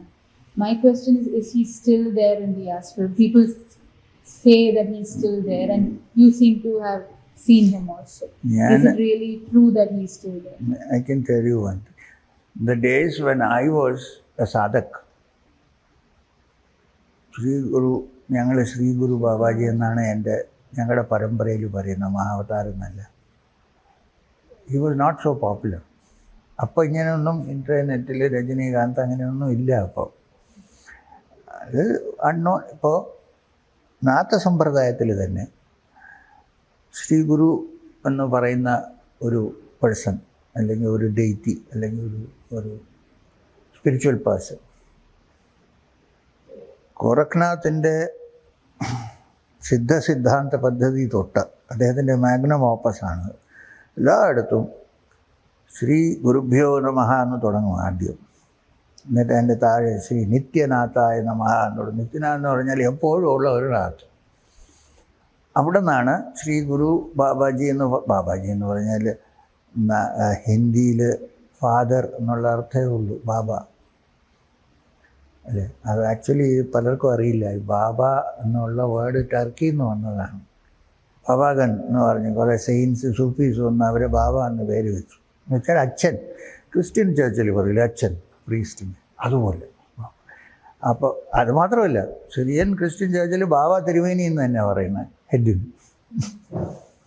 അപ്പോൾ അങ്ങനെ ഒരു being ആണ് എന്ന് ഞങ്ങളുടെ വിശ്വാസം.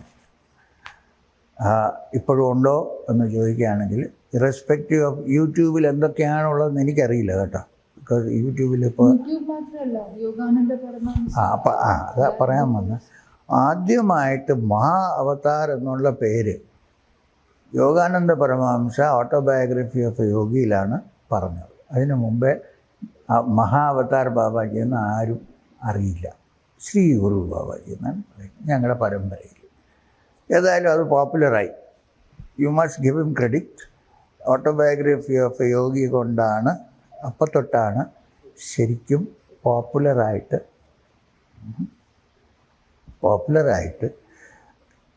ഈ വെസ്റ്റിൽ, അറ്റ്ലീസ്റ്റ് ഇംഗ്ലീഷ് റീഡിങ് പബ്ലിക്കിനും വെസ്റ്റിലും ഇങ്ങനെ ഒരു ബീയിങ് ഉണ്ട് എന്നുള്ള അവയർനെസ് അതിൽ നിന്നാണ് വന്നത്.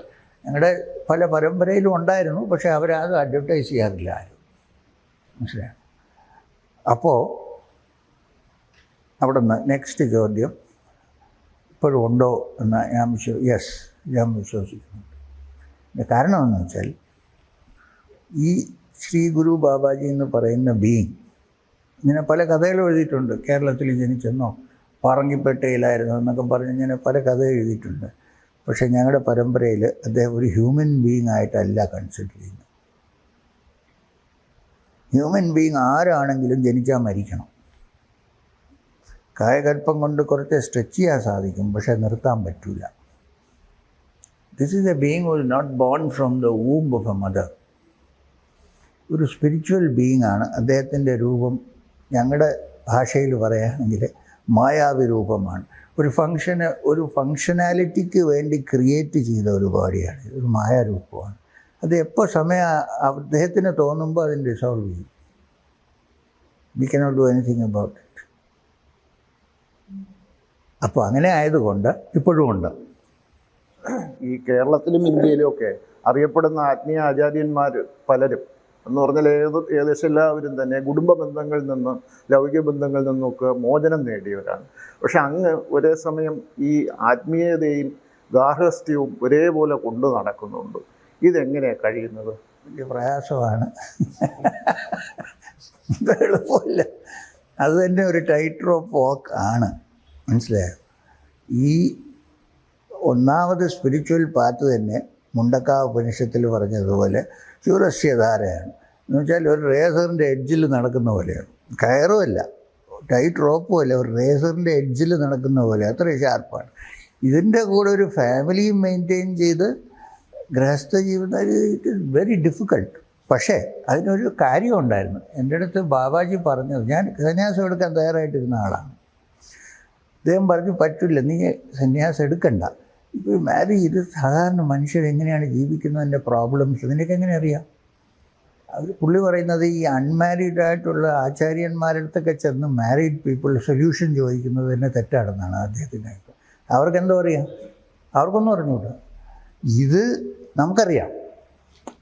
ഇപ്പോൾ ഞാൻ നല്ല സത്സംഗമായിരുന്നു, 2000 ആളുകളുണ്ടായിരുന്നു, എല്ലാം വളരെ ഹാപ്പിയായിട്ട് വീട്ടിൽ ചെന്ന് ഇത് പറയുമ്പോൾ ഭാര്യയുടെ ചോദ്യം, എത്ര പെണ്ണുങ്ങളുണ്ടായിരുന്നു? അപ്പോൾ എൻ്റെ അഭിപ്രായത്തിൽ മാരേജിന് ഒരു നല്ല ഈഗോ കട്ട് ചെയ്യാനുള്ള കപ്പാസിറ്റി ഉണ്ട്. ഇത് ഇവരൊന്നും അറിയില്ല, ഇങ്ങനെ നടക്കുന്നവരൊന്നും അറിയില്ല. അതും വേഷം മാറ്റി സന്യാസിയായെന്ന് പറഞ്ഞാൽ ശരിക്കും മനസ്സിൽ സന്യാസം ഉണ്ടെന്നൊന്നും നമുക്ക് പറയാൻ പറ്റില്ല. ഞാൻ പിക്യുലറായിട്ട് ആരെയും പറയുന്നതല്ല, ജനറലായിട്ട് പറയും. പക്ഷേ ഒന്നുകൂടെ ഈ ഫീൽഡിൽ പോകാൻ ഈസിയാണത്. കാരണം വേറെ ഒന്നുമില്ലല്ലോ, ഇതൊന്നും നോക്കേണ്ട കാര്യമില്ല. എനിക്കാണെങ്കിൽ എനിക്ക് കുട്ടികളുണ്ട്, ഭാര്യയുണ്ട്, ഗ്രാൻഡ് സണ്ണും ഉണ്ട്, എല്ലാവരും ഉണ്ട്. പക്ഷേ ഞാൻ അതിൻ്റെ ഇടയിൽ കൂടെ അതിൻ്റെ കാര്യം എന്ന് വെച്ചാൽ ഇത് ഞാൻ പറയാൻ വന്നത്, പണ്ടത്തെ കാലത്ത് ശാസ്ത്രം അനുസരിച്ച് ലൈഫിനെ 4 സെക്ഷനാക്കി മാറ്റി. 1 ബ്രഹ്മചര്യം, 4 ആശ്രമം, പിന്നെ ഗൃഹസ്ഥ, അത് കഴിഞ്ഞാൽ വാനപ്രസ്ഥ, പിന്നെ സന്യാസം. ഒരു കാലഘട്ടത്തിൽ ഇത് മാറി ചിലർ ഡയറക്റ്റായിട്ട് ബ്രഹ്മചാര്യത്തിൽ നിന്ന് സന്യാസത്തിലേക്ക് പോകാൻ തുടങ്ങി. വേദം അനുസരിച്ചത് തെറ്റാണ്. പക്ഷേ ആദി ശങ്കരാചാര്യ അതിന് ഒരുപാട് പ്രൂഫ് കൊണ്ടുവന്നു. അദ്ദേഹം ശ്രുതിയിൽ നിന്ന് തന്നെ അങ്ങനെ ചെയ്യാം. അല്ലെങ്കിൽ നമ്മൾ ഉപനിഷത്ത് ഗേജിൽ ചെന്ന് നോക്കുകയാണെങ്കിൽ സന്യാസിമാരാരുമേ ഇല്ല അവിടെ. ശ്രീ ഒരിക്കൽ പറഞ്ഞതായി കേട്ടിട്ടുണ്ട്, ഈ കാറൽ മാർക്സ് ഉപനിഷത്ത് വായിച്ചിരുന്നെങ്കിൽ ലെഫ്റ്റിസ്റ്റ് ഐഡിയോളജി തന്നെ മാറിപ്പോകുമായിരുന്നു. എന്താണ് ഉദ്ദേശിച്ചത്? സത്യമാണ് ഞാൻ പറഞ്ഞത്. കാരണം ദാസ് ക്യാപിറ്റൽ, ഞാനും ഇവിടെ അല്ലേ കോളേജിൽ പോയത്, അതുകൊണ്ട് ചെറിയ ഒരു റെഡ് കളർ സ്പ്രേ ഒക്കെ അടിച്ച് കാണും. പക്ഷേ ഞാൻ പറയുന്നത് കാൾ മാർക്സിൻ്റെ ദാസ് ക്യാപിറ്റലാണല്ലോ മാഗ്നം ഓപ്പസ്, അതിലൊരു സ്പിരിച്വൽ ആസ്പെക്റ്റ് ഇല്ല, എക്കണോമിക്കാണ്, ടോട്ടലി എക്കണോമിക്. ഞാൻ പറയുന്നത് അദ്ദേഹം അത് ഉപനിഷത്ത് വായിച്ചിട്ടുണ്ടായിരുന്നു, ബാക്കിയുള്ളത് പോട്ടെ. ഉപനിഷത്ത് ഉണ്ടായിരുന്നുവെങ്കിൽ ഇതിനിടയ്ക്ക് ഒരു സ്പിരിച്വൽ എലമെൻറ്റും വരുമായിരുന്നു എന്നാണ് ഞാൻ പറഞ്ഞതിൻ്റെ അർത്ഥം. വെറുതെ എക്കണോമി അല്ല. അവർ പറയുന്നത് ഡിഫൈൻ ചെയ്യുന്ന ഡയലക്റ്റിക്കൽ മെറ്റീരിയലിസം എന്നാണ്. ഞാൻ പറഞ്ഞത് ഡയലക്റ്റിക്കൽ ശരിയാണ്, അതിന് മെറ്റീരിയലിസം മാത്രം എന്ന് പറയാൻ പറ്റില്ല. ആ ചേഞ്ച് വരാൻ സാധ്യത ഉണ്ടായിരുന്നു എന്നാണ് ഞാൻ പറഞ്ഞത്. മാർക്സിസ്റ്റുകാരെ പറ്റി പറഞ്ഞപ്പോഴാണ്, മാർക്സിസ്റ്റുകാരും യോഗയും തമ്മിൽ ഒരു ലവ് ഹെയ്റ്റ് റിലേഷൻഷിപ്പ് കാണാറുണ്ട്. ഒരുപാട് സീനിയർ നേതാക്കന്മാർ കൃത്യമായി യോഗ ചെയ്യുകയും ഫോളോ ചെയ്യുന്നവരുമാണ്. എന്നാൽ കുറെ സഖാക്കന്മാർക്ക് ഭയങ്കര യോഗയോട് ഭയങ്കര വിരോധമാണ്. യോഗ ചെയ്യുമ്പോൾ ബലം പിടിച്ചിരിക്കുന്ന ഫോട്ടോസ് ഒക്കെ നമ്മൾ കാണാറുണ്ട്. അവരുടെ ഈ യോഗയുമായിട്ടുള്ള ഇക്വേഷൻ എങ്ങനെയാണ്? ഞാനൊന്ന് പറയട്ടെ. കുറേ കാലം മുമ്പേ ഇവരെന്നെ അപ്രോച്ച് ചെയ്തു. എന്നിട്ട് പറഞ്ഞു, യോഗ പ്രാക്ടീസ് ചെയ്യുന്ന ഞങ്ങളുടെ കേഡേഴ്സിന് നല്ലതാണ്, പക്ഷേ ഞങ്ങളിങ്ങനെ ഒരു ഓർത്തഡോക്സ് രീതിയിൽ ഇതിലായിട്ട് അസോസിയേറ്റ് ചെയ്യുന്നവരുടെ അടുത്ത് ഞങ്ങൾ പോവില്ല. അപ്പോൾ നമുക്കത് പഠിപ്പിക്കാൻ പറ്റുമോ എന്ന് എന്നോട് ചോദിച്ചു. ഞാൻ പറഞ്ഞു പറ്റും, ചെയ്യാം. എന്തെന്ന് വെച്ചാൽ ഞാൻ പതഞ്ജലി യോഗസൂത്രം എൻ്റെ ഇംഗ്ലീഷ് ട്രാൻസ്ലേഷൻ്റെ ടൈറ്റിൽ തന്നെ yoga also for the godless എന്നാണ്. വെച്ചാൽ സാഖ്യയിൽ അങ്ങനെ ഒരു ഈശ്വരൻ എന്നുള്ള കോൺസെപ്റ്റേ ഇല്ല. പതഞ്ജലിയുടെ യോഗദശ ചെറിയൊരു ഈശ്വര പ്രണിധാനം എന്നുണ്ട്. പക്ഷെ എന്നാലും most of the terms are borrowed from Sankhya. സാഖ്യക്കകത്ത് അങ്ങനെ ഒരു ക്രിയേറ്റർ ഗോഡോ ഒന്നും ഇല്ല. അപ്പോൾ അതുകൊണ്ട് ചെയ്യാം. അപ്പം ഞാൻ പറഞ്ഞത് ചെയ്യാൻ പറ്റും. കാരണം യോഗ ഒരു പ്രാക്ടീസാണ്. ഒരു വിശ്വാസം മനസ്സിലില്ലെങ്കിലും യോഗ ചെയ്യാൻ പറ്റും. അപ്പോൾ അവർ ഒന്ന് സ്റ്റാർട്ട് ചെയ്യുക. അപ്പോൾ അതിനൊരു പേര് കണ്ടുപിടിച്ച്, ഞാനല്ല കണ്ടുപിടിച്ചത്, അവരിങ്ങനെ സെർച്ച് ചെയ്ത് ചേതനയോഗം എന്നൊരു പേര് കണ്ടുപിടിച്ചിട്ട് അവർ ഈ കുറേ കേഡേഴ്സ് ഇത് പ്രാക്ടീസ് ചെയ്യാൻ തുടങ്ങി. At least it will stop dum. വൈകുന്നേരം സമയം ഉള്ളപ്പോൾ യോഗ ചെയ്യുന്നതിൽ കരാഷാപ്പിൽ പോകാതെ യോഗ ചെയ്യുന്നതല്ലേ നല്ലത്. അപ്പോൾ അങ്ങനെ യോഗയിലോട്ട് ഇവരല്ല പലരും പോവും, ഇവർ മാത്രം ഒറ്റപ്പെടുത്തുകയല്ല. അങ്ങനെ ഇവർ പ്രാക്ടീസ് ചെയ്യാൻ തുടങ്ങിയിട്ട് ഇപ്പോഴത്തെ മുഖ്യമന്ത്രി ആവുന്നതിന് മുമ്പേ കോഴിക്കോടാണോ എവിടെയാണ്, കണ്ണൂർ ഒരു പ്രദർശനം നടത്തി. അപ്പോൾ ഇവരിത് പ്രാക്ടീസ് ചെയ്ത് 1000 മെമ്പേഴ്സ് ഉണ്ടായിരുന്നു ഈ പ്രദർശനത്തിൽ. It was very good. ഞാൻ സർട്ടിഫൈ ചെയ്തു, ഇത് കൊള്ളാം, നല്ല യോഗ ആണ്. അതുകൊണ്ട് അവരിതിപ്പോൾ പ്രാക്ടീസ് ചെയ്യുന്നുണ്ട്. ഈ കമ്മ്യൂണിസ്റ്റുകാരുടെ യോഗയും സാധാരണ യോഗയും തമ്മിൽ എന്താ വ്യത്യാസം? ഒന്നുമില്ല, യോഗ ഒന്നേ ചെയ്യും. കമ്മ്യൂണിസ്റ്റുകാരുടെ യോഗ എന്ന് പറഞ്ഞാൽ അവർ ഇങ്ങനെ ഇതിനു മുമ്പേ ഗണേശ ശ്ലോകമോ അതോ വേറെ നാരായണൻ്റെ ഒന്നും പറയില്ല. അവർ വെറുതെ യോഗ ചെയ്യും. അപ്പോൾ എന്നോട് ചോദിച്ചു, അപ്പോൾ ഓം എന്ന് ജപിക്കണമല്ലോ ചില പ്രാക്ടീസസിലൊക്കെ, അതെങ്ങനെ? ഞാൻ പറഞ്ഞു ഓമ നയിപ്പിക്കാൻ നമുക്ക് വിഷമം ഉണ്ടെങ്കിലും മാ വിട്ടിട്ട് ഓ എന്ന് പറഞ്ഞത്. അപ്പം അങ്ങനെ അപ്പോൾ അതുകൊണ്ട് തെറ്റൊന്നുമില്ല. ഈ സൗണ്ടാണ് ഓമിനെ ഒരു ഡിനോമിനേഷനിലാക്കി നമ്മൾ കൺവേർട്ട് ചെയ്തത്. അതൊരു സൗണ്ടാണ്, പ്യുവർ സൗണ്ടാണ്. അപ്പോൾ അങ്ങനെയൊക്കെ അപ്പോൾ അവർ ചെയ്യുന്നുണ്ട്, പലരും ചെയ്യുന്നുണ്ട്. ഇത് ചെയ്യാൻ ഇൻട്രസ്റ്റ് ഇല്ലാത്തവരുണ്ട്, അവർ ക്രിട്ടിസൈസ് ചെയ്യും, സാരമില്ല. പക്ഷേ എൻ്റെ അഭിപ്രായത്തിൽ ഇറ്റ്സ് എ ഗുഡ് സ്റ്റെപ്പ്. ഈ മുഖ്യമന്ത്രി യോഗ പഠിക്കാൻ താല്പര്യം അങ്ങനെ ഞാൻ അതിനെ പറ്റിയൊന്നും കമൻറ്റ് ചെയ്യുന്നില്ല. ഒരു ഡൗട്ട് ഉള്ളത് അബൌട്ട് ഹിന്ദുസത്തിനെ കുറിച്ച് ഇത്രയും പറഞ്ഞു. അപ്പോൾ there was once saint, I wouldn't call him a saint, a reformer എന്ന് പറയാം, സ്വാമി വിവേകാനന്ദ, അതെ, who went to the very famous Chicago address, അതെ, he spoke about the mother of all religions. അപ്പോൾ ഈ ഒരു term something mother of all religions എന്ന് പറയുന്നത്, first and foremost, from whatever you say, it cannot be called a religion in UK. But there are different streams of thought rather than religions, like you're right. ഇത് എത്രത്തോളം rooted ആണ് ഈ the mother of all religions in them? Because if you look at this different schools of thought in Hinduism itself, you find Nirgunopasana, Dvaita. അപ്പോൾ ഇസ്ലാം പറയുകയാണെങ്കിലും അതിൽ ദ്വൈതമാണ്. ഒരു correction ഉണ്ട് അതിനകത്ത്.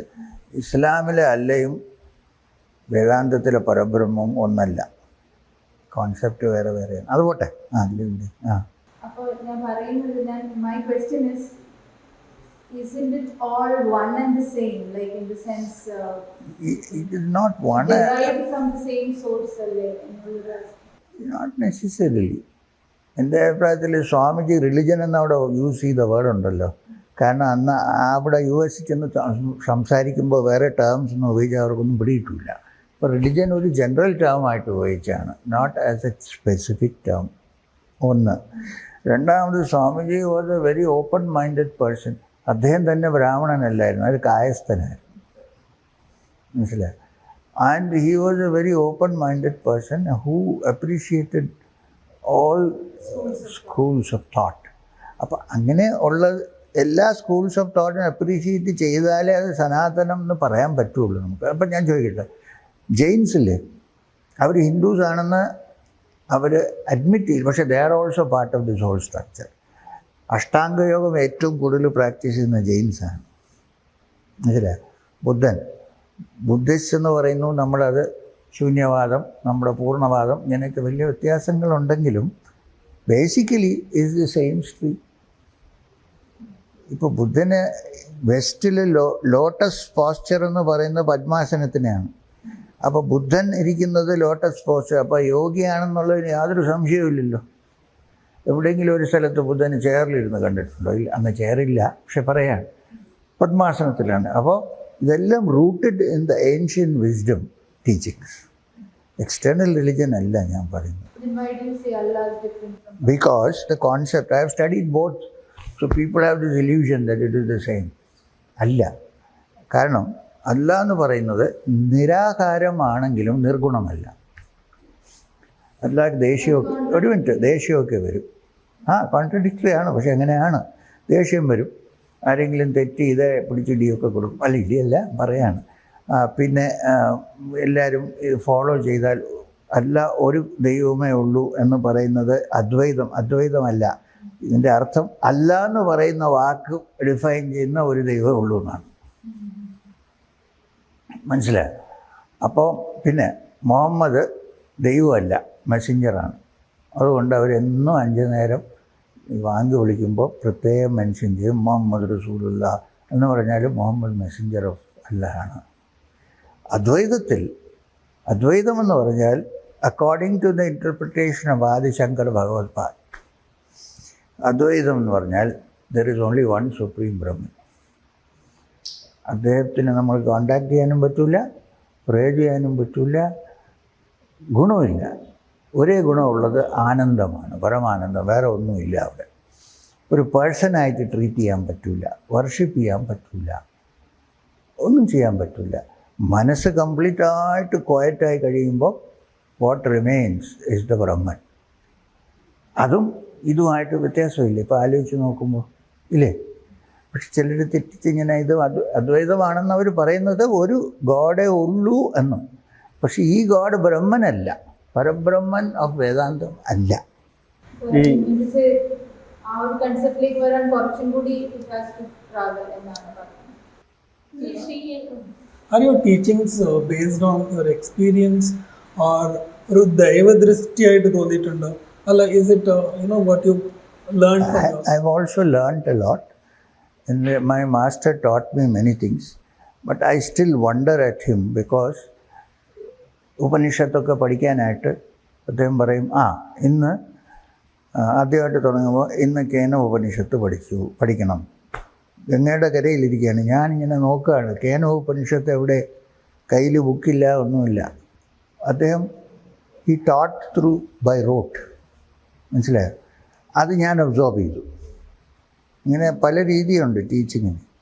ഒന്ന് നമ്മൾ മറ്റേത് നമ്മൾ ഒബ്സോർവ് ചെയ്യുന്നത്, ഇങ്ങനെ കേട്ട് ഒബ്സോർവ് ചെയ്യും. അങ്ങനെ ഞാൻ പലതും പഠിച്ചിട്ടുണ്ട്.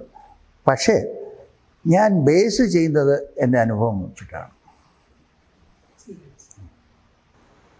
So again, one more thing. ഈ സയൻസ് വേഴ്സസ് സ്പിരിച്വാലിറ്റി എന്നൊരു സംഭവം. Because ഈ science is logic, spirituality is faith. So often the Spirituality is faith, based on faith. അല്ല, at least religion. Religion is religion. Yes. So how can a person with a scientific mind be spiritual at the same time? Or Because of the fact that spiritual is not non-scientific, religion may appear to be based on faith. Now, the theory is, നമ്മൾ പറയണ്ട religion എന്ന് പറഞ്ഞാൽ ഇപ്പോൾ ഇതിനകത്ത് നമ്മൾ വേദക് റിലിജ്യനും ഒക്കെ ചേർത്തിട്ടുണ്ടല്ലോ.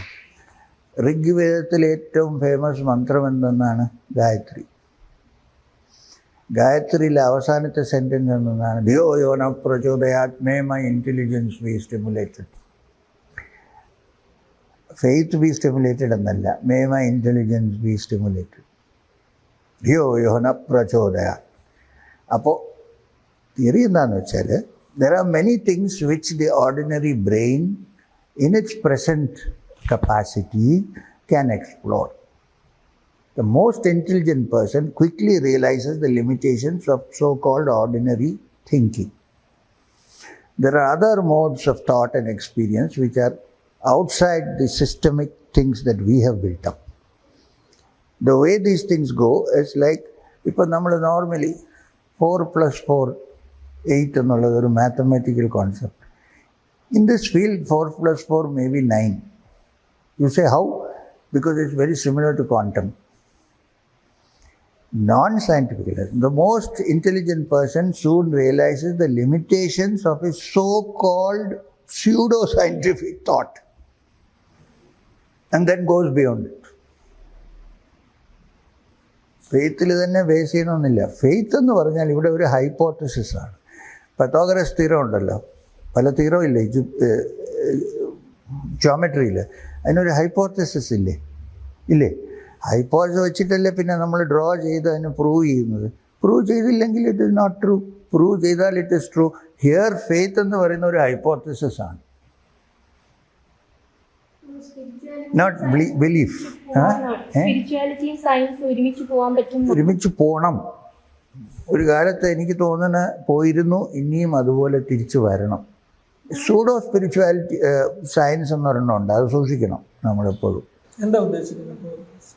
അതിനെ ഞാൻ മുഴുവൻ ഡിസ്ക്രൈബ് ചെയ്യാൻ ഒരു ബുക്ക് ഞാൻ റെക്കമെൻഡ് ചെയ്യാം, ഒന്ന് വായിക്കണം. അതിൻ്റെ പേര് science good bad and bogus by Martin Gardner. മാത്തമാറ്റീഷ്യനായിരുന്നു. ഇപ്പം ചിലപ്പോൾ നമ്മൾ വെറുതെ ഇങ്ങനെ സയൻറ്റിഫിക് ആയിട്ടാണ് ഈ ഗുരുക്കന്മാർ സാധാരണ ഒരു 10 വാക്ക് സയൻസിൻ്റെ പറയും. അത് കഴിഞ്ഞിട്ട് പിന്നെ പറയണ എല്ലാം അബദ്ധമാണ്. പക്ഷേ അത് തുടങ്ങുമ്പോൾ ഈ വാക്ക് അങ്ങോട്ട് ഇട്ടതുകൊണ്ട് എല്ലാവരും അത് മുഴുവൻ അങ്ങ് ബിലീവ് ചെയ്യും. പറയുന്നത് മനസ്സിലായോ? ഇതെല്ലാം അവോയ്ഡ് ചെയ്യേണ്ട കാര്യങ്ങളാണ്.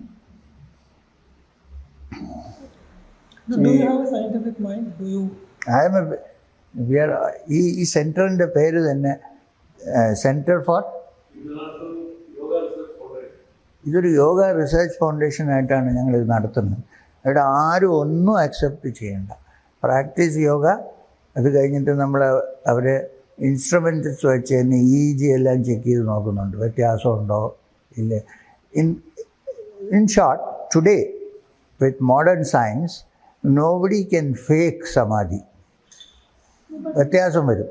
ഉടനെ MRIയിൽ നോക്കിയാൽ അറിയാം ചുമ്മാ ഇരിക്കും പറയുന്നതാണോ. So you spoke about different words. താങ്കളുടെ ബുക്കിൽ തന്നെ ഉണ്ട്, അല്ലാണ്ട് തന്നെ you speak about it. About Nagaloka, you have met the Naga. അങ്ങനെ ഒരു അതെല്ലാം മസാലയാണ്, അതിനെപ്പറ്റി പറയുക. പാസ്റ്റ് ലൈഫ് റീകോൾ ചെയ്തിട്ടുണ്ടെന്ന് വായിച്ചിട്ടുണ്ട്. Only reason is science also has a prejudice. Science also has a prejudice. They are not ready to accept something which is beyond what they have defined as science. ഞാൻ പറയുന്ന സയൻസിൻ്റെ ഡെഫിനിഷനും മാറ്റേണ്ട സമയമായി.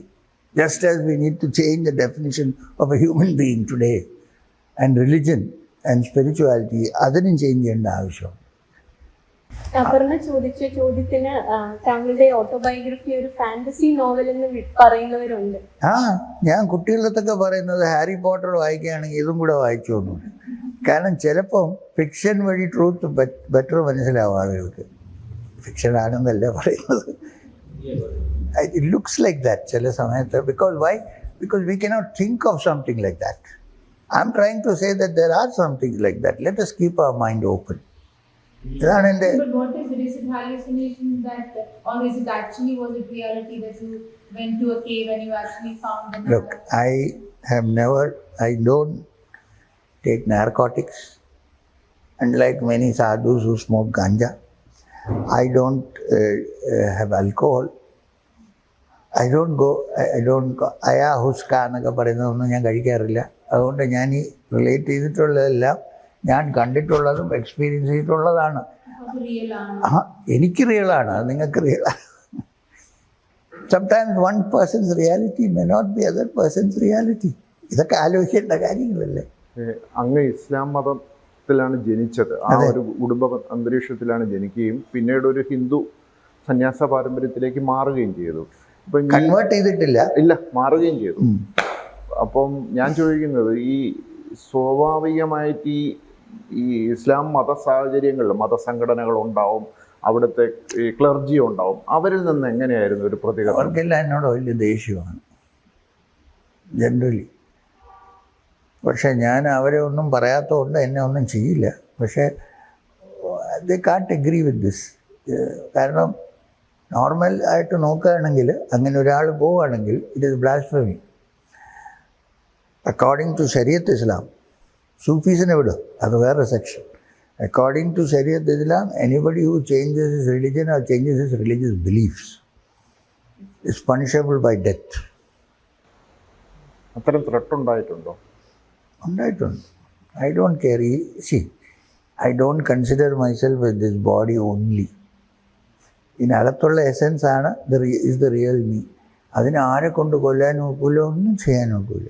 ഇതല്ലേ, അത് നടന്നോട്ടെ, നമുക്ക് ചെയ്യാനുള്ളതെല്ലാം ചെയ്യാം, അവരങ്ങനെ ചെയ്യണമെങ്കിൽ ചെയ്തോട്ടെ എന്നുള്ള രീതിയിൽ. പക്ഷേ ഒരു പ്രാവശ്യം എൻ്റെ പുറത്തൊരു വളരെ സീരിയസ് ആയിട്ടൊരു അസോൾട്ട് നടന്നിട്ടുണ്ട് കുറേ വർഷം മുമ്പ്. അതിനെപ്പറ്റി ഞാൻ അധികം അങ്ങോട്ട് കേരളത്തിൽ അല്ല ഹിമാചലിൽ വെച്ച്. അത് പലരും പറഞ്ഞു ഇത് പാർലമെൻറ്റിൽ എടുക്കണം, ക്വസ്റ്റ്യൻ അവറിൽ. ഞാൻ പറഞ്ഞു ഒന്നും ചെയ്യേണ്ട, നിങ്ങൾ വിട്ടേച്ചാൽ മതി. Don't make it into a big issue. വെറുതെ പിന്നെ അതൊരു പൊളിറ്റിക്കൽ ഇതായിട്ട് മാറും. അത് വേണ്ട, അത് വിട്ടേരെ. And I have nothing against the fellows who attack me. ഈ കൊച്ചിലെ എന്നെ ബ്രെയിൻ വാഷ് ചെയ്ത് ഇങ്ങനെ ആയി പോകുന്നതാണ് അവർ. നമുക്കൊന്നും പറയാൻ പറ്റില്ല. അവർ I feel bad for them actually. അതായിരിക്കാം ഈ ഇപ്പുറത്തെ സൈഡിൽ നിന്നും ഭയങ്കര എതിർപ്പ് വരുന്നത് അല്ലേ? മുസ്ലിം ഫണ്ടമെന്റലിസ്റ്റുകൾക്കിൽ നിന്ന് വരുന്ന എതിർപ്പും അങ്ങ് ആ ഐഡന്റിറ്റി നിലനിർത്തിക്കൊണ്ട് ഈ ഒരു ജീവിതം നയിക്കുന്നതാവാം. ആകാം, അതെന്താണെന്ന് എനിക്കറിയില്ല. പക്ഷേ അവരുടെ സിസ്റ്റം അങ്ങനെയാണ്. ഒരു ബുക്കിലും ഒരു സ്ക്രിപ്ചറും ഒരു ടീച്ചറും ഉള്ള ഒരു ഇതുണ്ടെങ്കിൽ ഇങ്ങനെ ആവാനുള്ള ചാൻസസ് വളരെ കൂടുതലാണ്. ഇവിടെ എങ്ങനെയെന്ന് വെച്ചാൽ ഇപ്പോൾ ഒരു 10 ഹിന്ദുസിനെ ഒരുമിച്ചിരുത്തിയിട്ട് അവരുമായിട്ട് ഡിസ്കസ് ചെയ്യാൻ തുടങ്ങിയാൽ ചിലപ്പോൾ അടി നടക്കും. എന്തെന്നറിയാമോ? ഒന്ന് വൈഷ്ണവായിട്ടാണ്, മറ്റത് ശൈവായിട്ടാണ്. വിഷ്ണു ടെമ്പിളിനെ കണ്ടാൽ തിരിഞ്ഞു പോകുന്ന ആളുകൾ ഞാൻ കണ്ടിട്ടുണ്ട്. ശിവൻ്റെ ക്ഷേത്രം കണ്ടാൽ അങ്ങോട്ട് പോരെന്ന് പറയുന്ന ആളുകളുണ്ട്, ഇസ്കോൺ. അപ്പോൾ ഇതൊരു വെറൈറ്റിയാണ്. ഇതിന് ഒന്നെന്ന് പറയാൻ പറ്റില്ല. ഈ ഒന്നെന്ന് പറയുന്നതിന് അഡ്വാൻറ്റേജ് ഉണ്ട് ഒരു വിധത്തിൽ, പക്ഷേ അതേസമയത്ത് ഡിസഡ്വാൻറ്റേജ് എന്നതാണ് ഇത് എല്ലാവരും ഒന്നാക്കി നോക്കാൻ പറ്റില്ല. അത് വലിയ ഒരു വിധത്തിൽ കറക്റ്റാണ്. ഞാൻ ഒരു കാര്യം പറയാം, ഇതൊക്കെ നമ്മുടെ പ്രശ്നമാണ്. നമ്മളെന്ന് ഞാൻ പറയുന്നത് ആസ് എൻ ഇന്ത്യൻ കൾച്ചറിൽ ബേസ് ചെയ്ത ഒരു മനുഷ്യനായിട്ട് സംസാരിക്കുകയാണ്. ഇന്ന് റെയിൽവേ സ്റ്റേഷനിലാണെങ്കിലും എയർപോർട്ടിലാണെങ്കിലും 5 നേരം പ്രെയർ ചെയ്യുന്നവർ 5 നേരം പ്രെയർ ചെയ്യും. എവിടെയാണെങ്കിലും അവർ അങ്ങോട്ട് മാറ്റ് ഇട്ടിട്ട് അവരുടെ പേര്. നമ്മുടെ ആളുകൾ, നമ്മുടെ എന്ന് പറയുന്നത് ഇപ്പം ഞാൻ സൈഡ് മാറി പറയുകയാണ്, ആരെങ്കിലും ഒരു 10 മിനിറ്റ് എവിടെയെങ്കിലും റെയിൽവേ സ്റ്റേഷനിൽ നിന്ന് ഒരു സന്ധ്യാവന്തനമോ ഗായത്രി ആളുകൾ കണ്ടാൽ എന്തോ പറയും? ആളുകൾ കണ്ടാൽ എന്തു പറയും? അവർ ചാവാൻ തയ്യാറാണ്. മനസ്സിലായി? അത് ഡിഫറൻസ് ഉണ്ട്. ഞാൻ ഇല്ലെന്ന് പറയുന്നില്ല. ഞാൻ പറയുന്നത് അത് പിന്നെ ഹിന്ദു സിസ്റ്റം, സനാതന ഒരുപാട് ദേവതമാരുണ്ട്. പരബ്രഹ്മം ഒന്നുണ്ട്, അത് പോട്ടെ. അല്ലാതെ ആരാണ് ഈ പരബ്രഹ്മത്തിലും? ശിവനുണ്ട്, കാശിയുണ്ട്, വൃന്ദാവനമുണ്ട്, വൈദ്യനാഥുണ്ട്, പത്മനാഭസ്വാമിയുണ്ട്, ഇല്ലേ? അപ്പോൾ ഒരു ആവറേജ് ഹിന്ദു എന്ന് പറയുന്ന ഒരാൾ ഏത് ഡയറക്ഷനിൽ നോക്കിയാണ് പ്രാർത്ഥിക്കുന്നത്? പല ഡയറക്ഷനിൽ. മുസ്ലിംസോ? അല്ലേ, ഒരു മിനിറ്റ്. അതെ, ഭംഗിയുണ്ട്. പക്ഷേ അതുകൊണ്ട് ഡേഞ്ചർ എന്താണ്? ബാക്കിയൊന്നുമില്ല.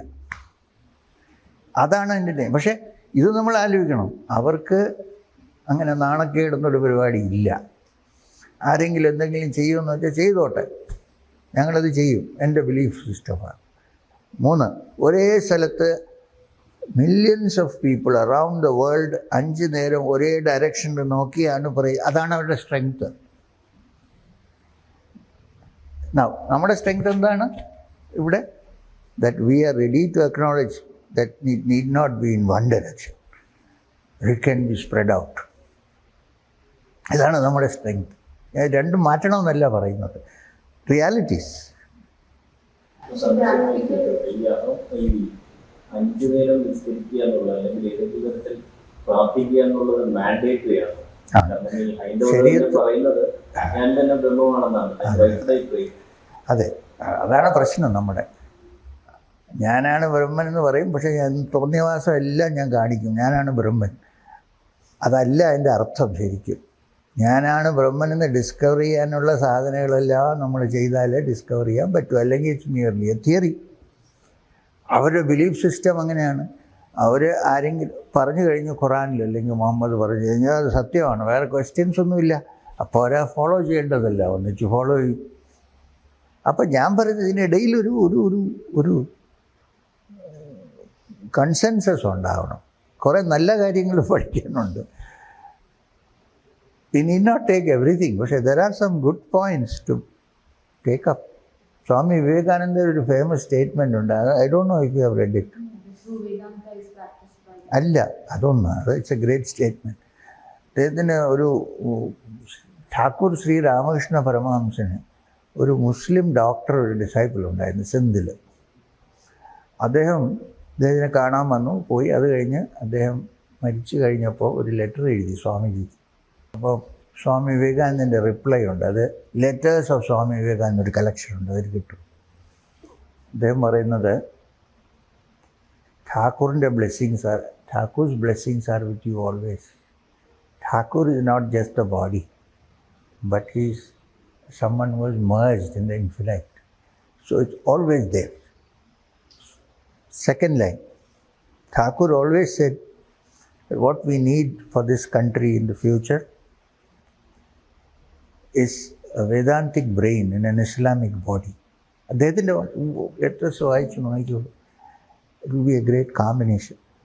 So remember this always. ഈ അങ്ങ് ബ്രഹ്മത്തെക്കുറിച്ച് പറഞ്ഞു. എൻ്റെ ഒരു സംശയം, ബ്രഹ്മത്തെക്കുറിച്ച് പറഞ്ഞല്ലോ. അപ്പോൾ എൻ്റെ ഒരു സംശയം, ഈ നമ്മുടെ ഈ വളരെ പ്രശസ്തരായ സന്യാസിവര്യന്മാർ, ശ്രീനാരായണ ഗുരു, ശ്രീരാമകൃഷ്ണ പരമഹംസൻ, വിവേകാനന്ദൻ, ഇവർക്കെല്ലാം തന്നെ ഈ രമണ മഹർഷി, ഇവരെല്ലാം തന്നെ അസുഖം വരികയും ജീവിതത്തിൽ ഒരുപാട് വേദനകൾ അനുഭവിക്കുകയും നിലവിളിക്കുകയും ഒക്കെ ചെയ്തിട്ടുണ്ട്. അപ്പം ഇതും ഈ പറയുന്ന ആത്മീയതയും ബ്രഹ്മവും ഇതെല്ലാം കൂടെ എങ്ങനെയാണ് മെർജ് ചെയ്യുന്നത്? ഞാനൊരു കാര്യം പറയാം. ശരീരമുണ്ടെങ്കിൽ, ജനിച്ച് ശരീരം ഉണ്ട്, മനുഷ്യന് ജനിച്ചാൽ ശരീരമുണ്ട്, ഏതെങ്കിലും ഒരു കാലത്ത് അത് പോവുകയും ചെയ്യും. അത് പോകാൻ നേരത്ത് പല അസുഖങ്ങൾ കൊണ്ടുപോകാൻ സാധ്യതയുണ്ട്. ഈ സ്പിരിച്വൽ പ്രാക്ടീസ് എന്ന് പറഞ്ഞാൽ ബോഡിക്ക് അസുഖം വരാതിരിക്കാനുള്ള പ്രാക്ടീസസ് അല്ല, ഞാൻ ബോഡി അല്ല എന്ന് മാറ്റി നിർത്തിയുള്ള അനുഭവമാണിത് സ്പിരിച്വൽ. അങ്ങനെയുള്ള സ്പിരിച്വൽ ഹൈറ്റ്സിലുള്ളവർ ബോഡിയിൽ എന്തെങ്കിലും അസുഖം വന്നാലും അവർക്ക് അതിനെപ്പറ്റി വലിയ കെയർ, ആ വേദന വരുമ്പോൾ ചിലപ്പോൾ കരഞ്ഞെന്നിരിക്കും, പക്ഷേ deep down they have no connection or attachment to the body. മനസ്സിലായി? ചിലർ തിയറി പറയും അത് ബാക്കിയുള്ളവരുടെ കർമ്മങ്ങൾ. ഞാൻ I don't believe in that. അങ്ങനെയൊന്നുമില്ല. ബോഡി ഉണ്ടെങ്കിൽ അസുഖം വരാം, വേദന ഉണ്ടാവും. പക്ഷേ അങ്ങനെയുള്ളവർ അസുഖം സഹിക്കുന്നതും ബാക്കിയുള്ളവരുമായിട്ട് ഒരുപാട് വ്യത്യാസം. രമണ മഹർഷിയും ചില സമയത്ത് നിലവിളിച്ചിട്ടുണ്ട്, വേദന കൊണ്ട്. പക്ഷെ രാവിലെ നോക്കുമ്പോൾ ദർശനത്തിന് ഇത് ഓൺ സെൽഫ്. രാത്രി കാരണം അറ്റ് ദ മോമെൻറ്റ് ഡിസസോഷിയേറ്റ് ചെയ്യാൻ കഴിയും അവർക്ക്. അതും ബാക്കിയുള്ളവർക്ക് അസുഖം വരുന്നതുമായിട്ട് ഒരുപാട് വ്യത്യാസമുണ്ട്. അപ്പോൾ ഒരു എക്സാമ്പിൾ, ഇതിൽ ഈ പറഞ്ഞ എല്ലാ എക്സാമ്പിൾസ് ഉണ്ട്. അതിൽ ഏറ്റവും simple straightforward example Ramana മഹർഷിയാണ്. രമണ മഹർഷി. അപ്പോൾ അവിടെ ഒരു നോൺസെൻസും ഇല്ല. Who are you? അപ്പോൾ അദ്ദേഹം ഒരു രാത്രി, അദ്ദേഹത്തിന് ക്യാൻസർ വന്ന് കുറേ വേദനയൊക്കെ വന്ന് രാത്രി ഇങ്ങനെ ശബ്ദം ഉണ്ടാക്കുമ്പോൾ ദേഹം മുഴുവൻ വേദന.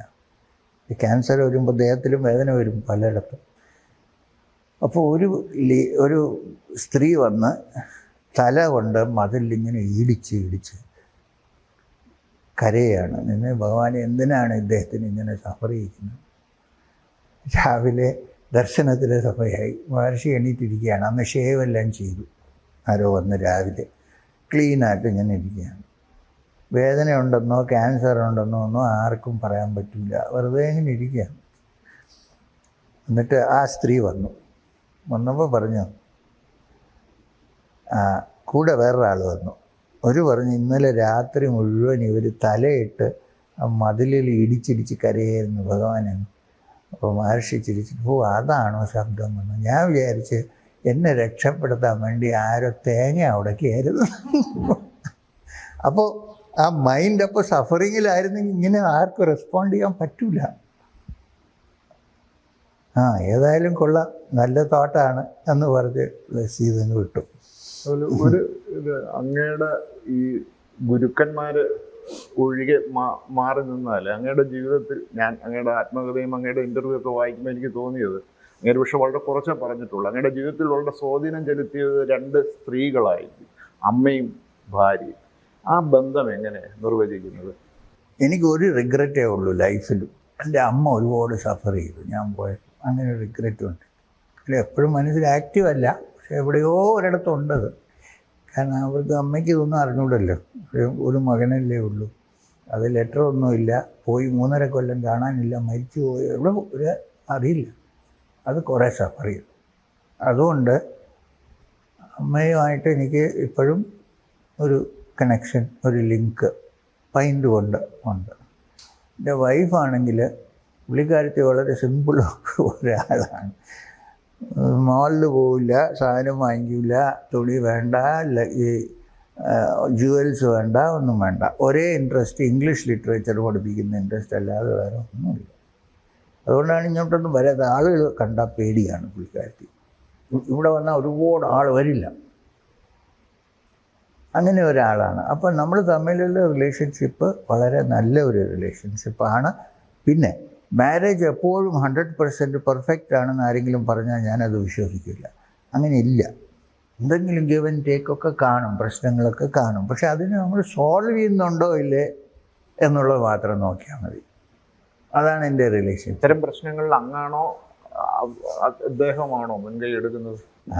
ഈ ചെറുപ്പക്കാർ മാരേജിന് മുമ്പ് എൻ്റെ അടുത്ത് വരും, ഒന്ന് ചോദിക്കും എന്തെങ്കിലും അഡ്വൈസ് ഉണ്ടോ. ഞാൻ അവരുടെ അടുത്ത് പറയാറുണ്ട്, മാരേജ് ജീവിതം തുടങ്ങുമ്പോൾ ഒരു കാര്യം ആലോചിക്കണം, എപ്പോഴും ഞാനാണ് കറക്റ്റ് എന്ന് വിചാരിക്കരുത്. ചിലപ്പോൾ ഞാൻ ശരിയായിരിക്കും, ചിലപ്പോൾ മറ്റേ പാർട്ട്ണർ ശരിയായിരിക്കും, ചിലപ്പോൾ അവർക്ക് തെറ്റ്, ചിലപ്പോൾ എൻ്റെ തെറ്റായിരിക്കും. ഈ രീതിയിൽ ചിന്തിച്ച് തുടങ്ങുകയാണെങ്കിൽ മാരേജ് ലൈഫ് ഈസ് ഹെവൻ. ഇല്ലെങ്കിൽ പ്രശ്നമാണ്. ഞാൻ അങ്ങനെയാണ് വിചാരിക്കുന്നത്.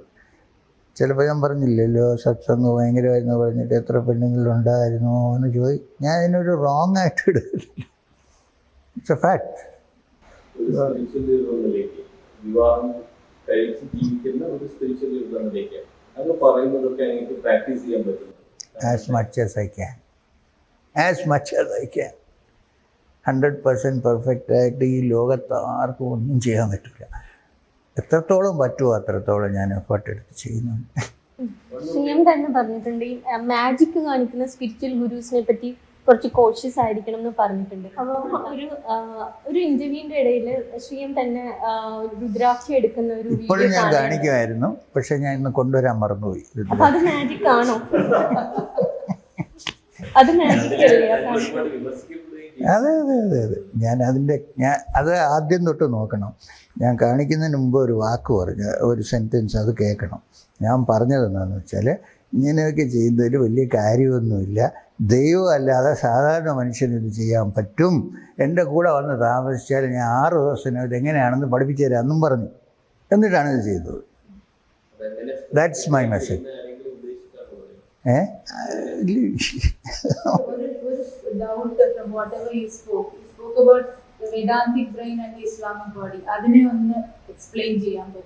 സ്വാമിജിയുടെ സ്റ്റേറ്റ്മെൻ്റ് ആണ്.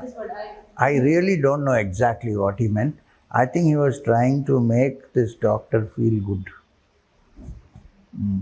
It probably means, normally നമ്മൾ ഇസ്ലാമിക് ബോഡി എന്നൊക്കെ പറയുമ്പോൾ സ്ട്രോങ് ആണ്, അറിഞ്ഞിട്ട് എന്തെങ്കിലും പറഞ്ഞാൽ ഉടനെ ബസ്സിൽ you know what I mean. അങ്ങനെയുള്ള ഒരു ബോഡിയിൽ വേദാന്തിക് ബ്രെയിൻ വന്നാൽ ഒരു ചേഞ്ച് വരും. അപ്പോൾ ആ സ്ട്രെങ്ത്തിനെ യൂസ്ഫുള്ളായിട്ട് യൂസ് ചെയ്യാൻ പറ്റും എന്നുള്ളതായിരിക്കും സ്പെക്കുലേഷൻ. സമയമില്ലാത്ത രണ്ട് ചെറിയ ചോദ്യം. ഒന്ന്, അങ്ങയുടെ കണ്ടംപററി ആയിട്ട് ഒരുപാട് സ്പിരിച്വൽ ലീഡേഴ്സ് ഉണ്ട് ഇന്ത്യയിൽ. താങ്കളെ ഇൻഫ്ലുവൻസ് ചെയ്ത അല്ലെങ്കിൽ താങ്കൾക്ക് റെസ്പെക്ട് തോന്നി അല്ലെങ്കിൽ താങ്കൾ അക്നോളജ് ചെയ്യുന്ന സ്പിരിച്വൽ ലീഡേഴ്സ്? No comments. ഒരു സംശയം കൂടി ചോദിച്ചോട്ടെ. പ്രീവിയസ് ബർത്തിലുള്ള നമ്മുടെ കർമ്മങ്ങൾ കാരണമാണ് നമ്മൾ ഈ ജന്മത്തിൽ അനുഭവിക്കുന്നത് എന്നുള്ളൊരു അങ്ങനെ ഒരു സിദ്ധാന്തമുണ്ട്. എന്താ അതിനെ പറ്റിയുള്ളൊരു? ഞാൻ ഇന്ന് ഇതിനെപ്പറ്റി വേദാന്തത്തിനെ പറ്റി ചിന്തിക്കുന്നത് പാസ്റ്റ് ബർത്തിലെ ഇൻഫ്ലുവൻസ് ഇല്ലാതെ ഒരിക്കലും എനിക്ക് ചിന്തിക്കാൻ പറ്റില്ല. 100% ഉണ്ടെന്നുള്ളത് എൻ്റെ അനുഭവമാണ്. അത് ഒരു തിയറി അല്ല, എനിക്ക് പ്രൂവ് ചെയ്യാൻ പറ്റില്ല. അതിനൊന്നും ടെസ്റ്റ് ട്യൂബിലിടാൻ പറ്റില്ല. ഇത് തന്നെയാണ് സെയിം അതേ രീതിയിൽ തന്നെ മനുഷ്യനായിട്ട് തന്നെ ജനിക്കുന്ന ഒരു പുനർജന്മമാണ്. അപ്പൊ ആ ജന്മത്തിലെ കർമ്മത്തിന്റെ ഫലമാണോ നമ്മൾ ഈ ജന്മത്തിൽ അനുഭവിക്കുന്നത്? ഞാൻ എൻ്റെ ഓട്ടോബയോഗ്രഫി കഴിഞ്ഞിട്ട് ഞാൻ ഇന്നൊരു ബുക്ക് എഴുതി. അതിൻ്റെ പേര് ദ ജേർണി കണ്ടിന്യൂസ്. അതൊന്ന് വായിച്ചു. അതിനകത്ത് ഇതിനെപ്പറ്റി ചില ഹിൻസൊക്കെ കുറച്ച് വൈൽഡാണത്. വായിച്ച ഫിക്ഷനാണെന്ന് തോന്നുന്നു, പക്ഷെ വായിച്ചു. ഇനിയിപ്പം നമുക്കിത് നിർത്താം. ഇനിയിപ്പോൾ എനിക്ക് മിക്കവാറും മോക്ഷം കിട്ടും.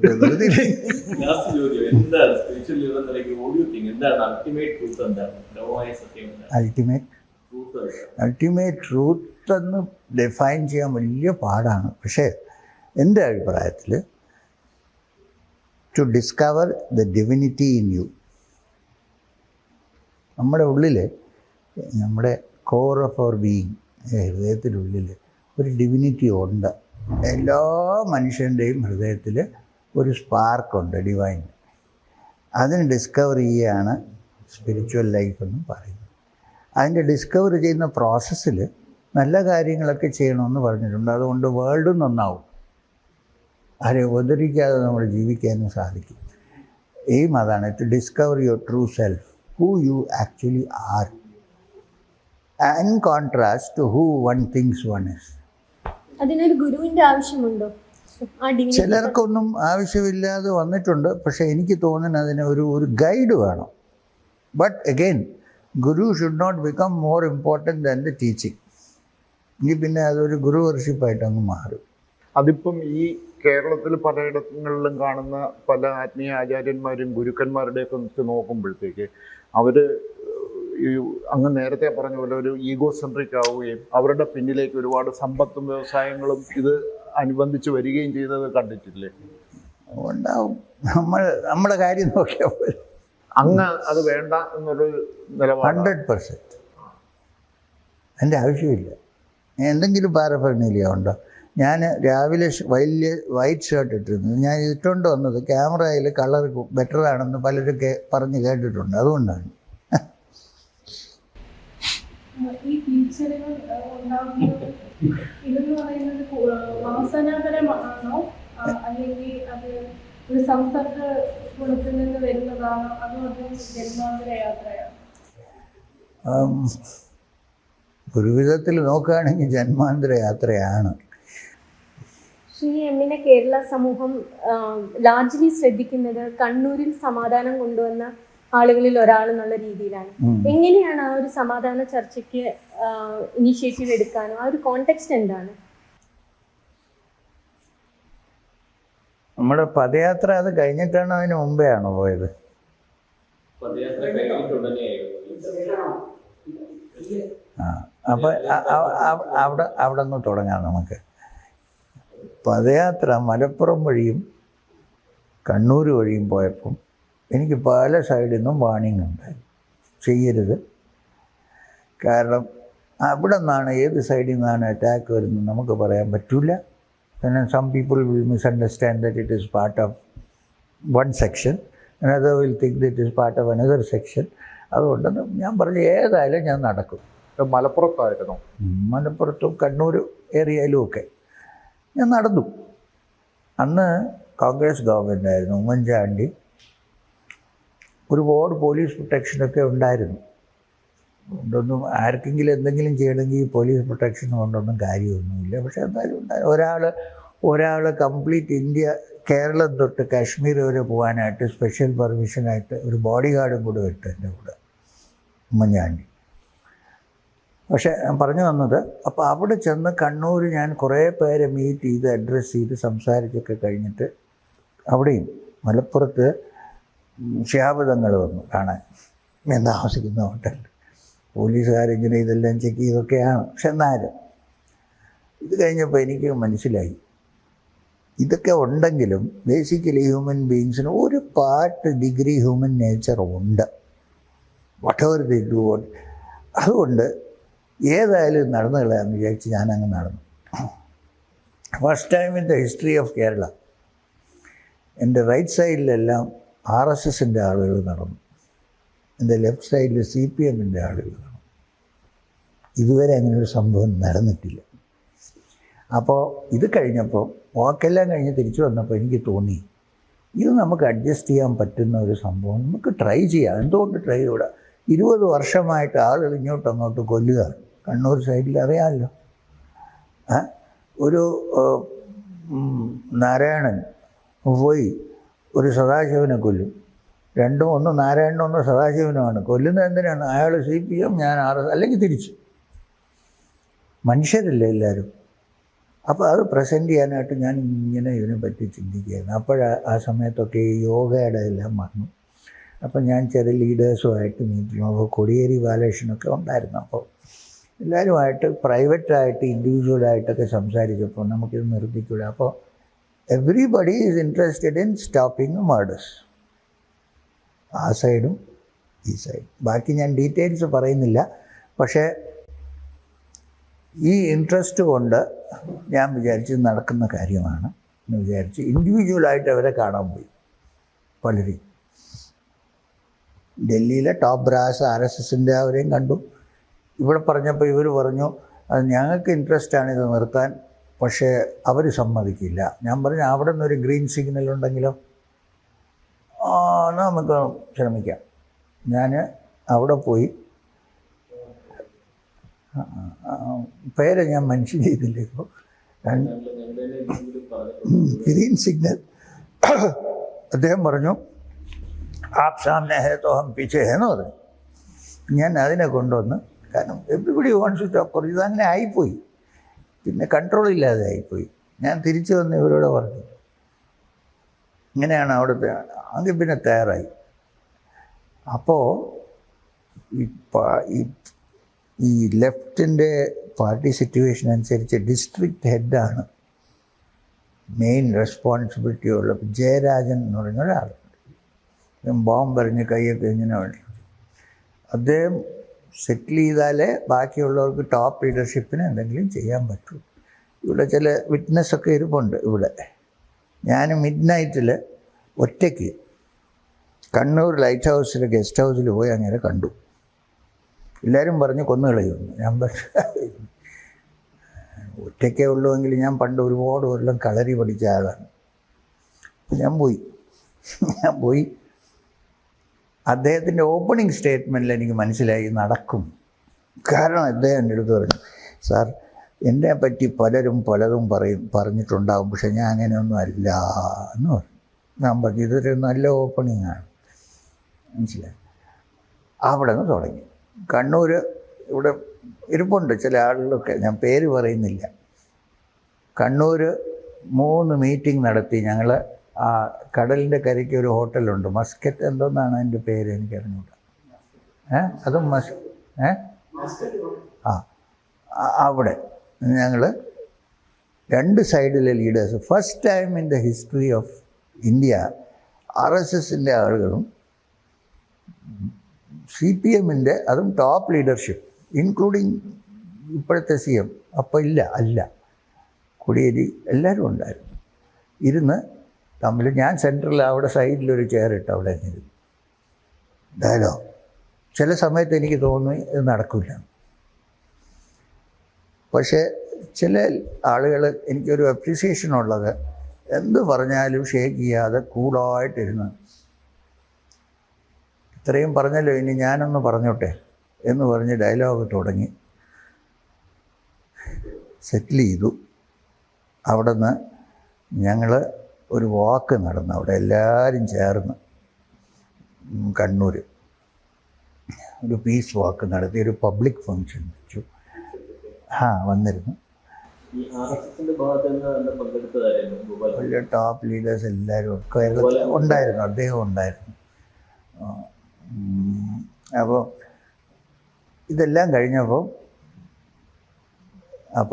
നല്ലൊരു കളക്ടർ ഉണ്ടായിരുന്നു കണ്ണൂർ. ഒരു യങ് മാനാണ്, മുസ്ലിമാണ്, തമിഴ്നാട്ടിൽ നിന്ന്. ആ സമയത്ത് അദ്ദേഹത്തിനെ ഞാൻ വിളിച്ച് സ്പെഷ്യലായിട്ട് സെപ്പറേറ്റ് ആയിട്ട് കണ്ടു. അയാൾ പറഞ്ഞു പൊളിറ്റിക്കൽ വില്ലുണ്ടെങ്കിൽ ബാക്കി ഞാൻ നോക്കണം. What he started doing, every week 2 സൈഡിൽ നിന്നും ആളുകളെ വിളിച്ച് കൊണ്ടുവന്ന് കോൺഫറൻസ് നടത്താൻ തുടങ്ങി. അങ്ങനെ പതുക്കെ ഇതങ്ങോട്ട് മാറിക്കിട്ടി. എനിക്ക് വലിയ റോളൊന്നുമില്ല, ഇത്രയേ ഉള്ളൂ എൻ്റെ റോൾ ഇതിനകത്ത്. ആളുകളെ ഫേസ് ടു ഫേസ് ഇരുത്തി സംസാരിച്ച് എല്ലാവരും മനുഷ്യരാണെന്ന് മനസ്സിലാക്കി കൂടെ. And I think from that time isolated incidence നടക്കുമായിരിക്കും, പക്ഷെ അതങ്ങ് നിന്നു. യാത്രയുടെ സമയത്ത് എക്സ്പീരിയൻസിൽ നിന്ന് മാത്രം താങ്കൾ തീരുമാനിച്ചാണോ, ആരെങ്കിലും താങ്കൾ അങ്ങോട്ട് അപ്രോച്ച് ചെയ്തു? ആരും എന്നെ അപ്രോച്ച് ചെയ്തിട്ടില്ല ആ സമയത്ത്. പിന്നീട് ഞാൻ അപ്രോച്ച് ചെയ്തു പലരെയും, സഹിക്കാൻ വയ്യാതെ അപ്രോച്ച് ചെയ്തതാണ്. എന്തൊന്നാണിത്, ഞാൻ ഒരു വീട്ടിൽ താമസിക്കുന്ന അപ്പുറത്തെ വീട്ടിൽ വേറൊരാൾ, ഞാനൊരു ഐഡിയോളജിയിൽ വിശ്വസിക്കുന്നു, അയാൾ പറയും ഐഡിയോളജി മാറ്റണ്ട, നിങ്ങൾ ഐഡിയോളജി വെച്ചു, പക്ഷെ കൊല്ലേണ്ട ആവശ്യമുണ്ടോ മനുഷ്യനെ? അല്ലെങ്കിൽ ഇതൊരു വെരി പ്രാക്ടിക്കൽ ക്വസ്റ്റ്യനാണിത്, എൻ്റെ ആവശ്യമില്ല. അപ്പോൾ അതെനിക്ക് വളരെ ഫീൽ ചെയ്തുകൊണ്ട് ഞാനത് അല്ലെങ്കിൽ ഞാൻ സാധാരണ ഇങ്ങനെയുള്ള പൊളിറ്റിക്കൽ ഫീൽഡിലൊന്നും ഇറക്കാറില്ല. ഞാൻ പണ്ട് പദയാത്ര ചെയ്തപ്പോൾ എൻ്റെ അടുത്തൊരു ജേർണലിസ്റ്റ് ചോദിച്ചു, ഇത് കഴിഞ്ഞിട്ട് രാഷ്ട്രീയത്തിൽ ഇറങ്ങും? അങ്ങനെ വേണമെങ്കിൽ ഞാൻ നേരത്തെ അങ്ങ് ഇറങ്ങിയാണ് ഞാൻ രാഷ്ട്രീയത്തിൽ. എനിക്കതിൽ ഇൻട്രസ്റ്റ് ഇല്ല. പല പ്രാവശ്യമുണ്ട്. കാരണം എന്നറിയാമോ, നമ്മളതിൽ ഇറങ്ങിയാൽ പിന്നെ ബ്രാൻഡഡായി.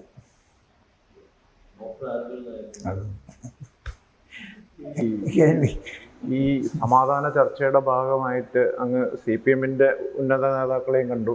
ഞാൻ മനസ്സിലാക്കുന്നത് അങ്ങ് RSSൻ്റെ മേധാവിയായിട്ടുള്ള മോഹൻ ഭഗവതിനെയും കണ്ടു. എൻ്റെ ഒരു സംശയം എന്ന് പറഞ്ഞാൽ, ഇപ്പോൾ RSS ഒരു 100ാം വാർഷികം ആഘോഷിക്കുന്ന ഒരു സമയമാണ്.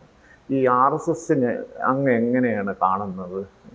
അതിൻ്റെ ഒരു ഇന്ത്യയുടെ ഇതിലുള്ള പങ്കും മറ്റുമൊക്കെ. എൻ്റെ അഭിപ്രായത്തിൽ ഒരുപാട് മിസ്അണ്ടർസ്റ്റാൻഡിങ്ങും ഉണ്ട് ഇവരെ പറ്റി. പലർക്കും ഒരുപാട് മിസ്അണ്ടർസ്റ്റാൻഡിങ് ഉണ്ട്. ഞാൻ പറഞ്ഞു തരാം.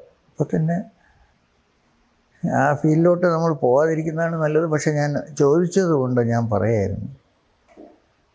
ചില ഡെമോൺസ്ട്രേഷൻസൊക്കെ നടത്തി ഇടയ്ക്ക് പറഞ്ഞു മറ്റേ ഗ്യാൻ വാപ്പി മസ്ജിദ്, പിന്നെ അവിടെ വേറെ എന്തോ ഒരെണ്ണം ഉണ്ട്, ഈ സംബൽപൂരിലോ എങ്ങാണ്ട് ഒരു അവിടെ ശിവലിംഗമുണ്ട്, ഇങ്ങനെയൊക്കെ പറഞ്ഞു. ഈ മോഹൻ ഭാഗവത് അല്ലേ RSSൻ്റെ ഹെഡ്, അദ്ദേഹത്തിൻ്റെ സ്റ്റേറ്റ്മെൻ്റ് എന്നതാണ് ഏതായാലും നടന്നതൊന്നും നടന്നു, എല്ലായിടത്തും ചെന്ന് കുഴിച്ച് ശിവലിംഗം ഉണ്ടോ എന്ന് നോക്കരുത്. ഇതൊരു മെസ്സേജാണ്. അപ്പോൾ നമുക്ക് വേണമെങ്കിൽ പറയാം ഇതൊരു ക്ലെവർ മെസ്സേജ് അല്ല, അങ്ങനെ ഒന്നുമില്ല. അവർക്കിതേ ഉള്ളൂ. അവർ whatever said and done, നമ്മൾ വേറെ എന്ത് ക്വാളിറ്റി കണ്ടാലും അവർ 100% നാഷണലിസ്റ്റാണ്. എന്ന് വെച്ചാൽ ഈ ദേശമെന്ന് പറഞ്ഞാൽ അവർക്ക് ജീവനാണ്. അതിന് എന്തെങ്കിലും വിധത്തിൽ പൊളിറ്റിക്കലി, ഫിസിക്കലി, കൾച്ചറലി എന്തെങ്കിലും ഒരു വന്നാൽ അവരത് ഒബ്ജക്റ്റ് ചെയ്യും. May be right or wrong, but they will object. ഇത്രയും എന്നാണ് എൻ്റെ അഭിപ്രായം, എൻ്റെ എക്സ്പീരിയൻസ് അവരുമായിട്ട് അങ്ങനെയാണ്. ഇപ്പം ഞാൻ ബൈ ബർത്ത് ഞാനിപ്പം യോഗ ആണ്, വേദാന്തം ഒക്കെ ശരിയാണ്. എന്നാലും ഇതല്ലേ ഒറിജിനലായിട്ട് ഞാൻ ഇന്ന് അവരെ എവിടെയെങ്കിലും വെച്ച് കാണുക, അവരുടെ ടോപ്പ് ആളുകളെ ആരെ വെച്ച് കാണുകയാണെങ്കിലും അവരെ എത്രയോ റെസ്പെക്റ്റ് ചെയ്താണ്. ഞാൻ പേര് മാറ്റിയിട്ടില്ല. CM എന്നല്ല, എൻ്റെ പാസ്പോർട്ടിലോ ആധാർ കാർഡിലോ ഒന്നും മാറ്റിയിട്ടില്ല. ആണ്. ഞാൻ വിചാരിച്ച അതിൻ്റെ ആവശ്യമില്ല. അതാണ് ഒരു അച്ചീവ്മെൻറ്റ്. ഇത് ചേഞ്ച് ചെയ്യാതെ നമുക്ക് ഫങ്ഷൻ ചെയ്യാൻ പറ്റൂലേ.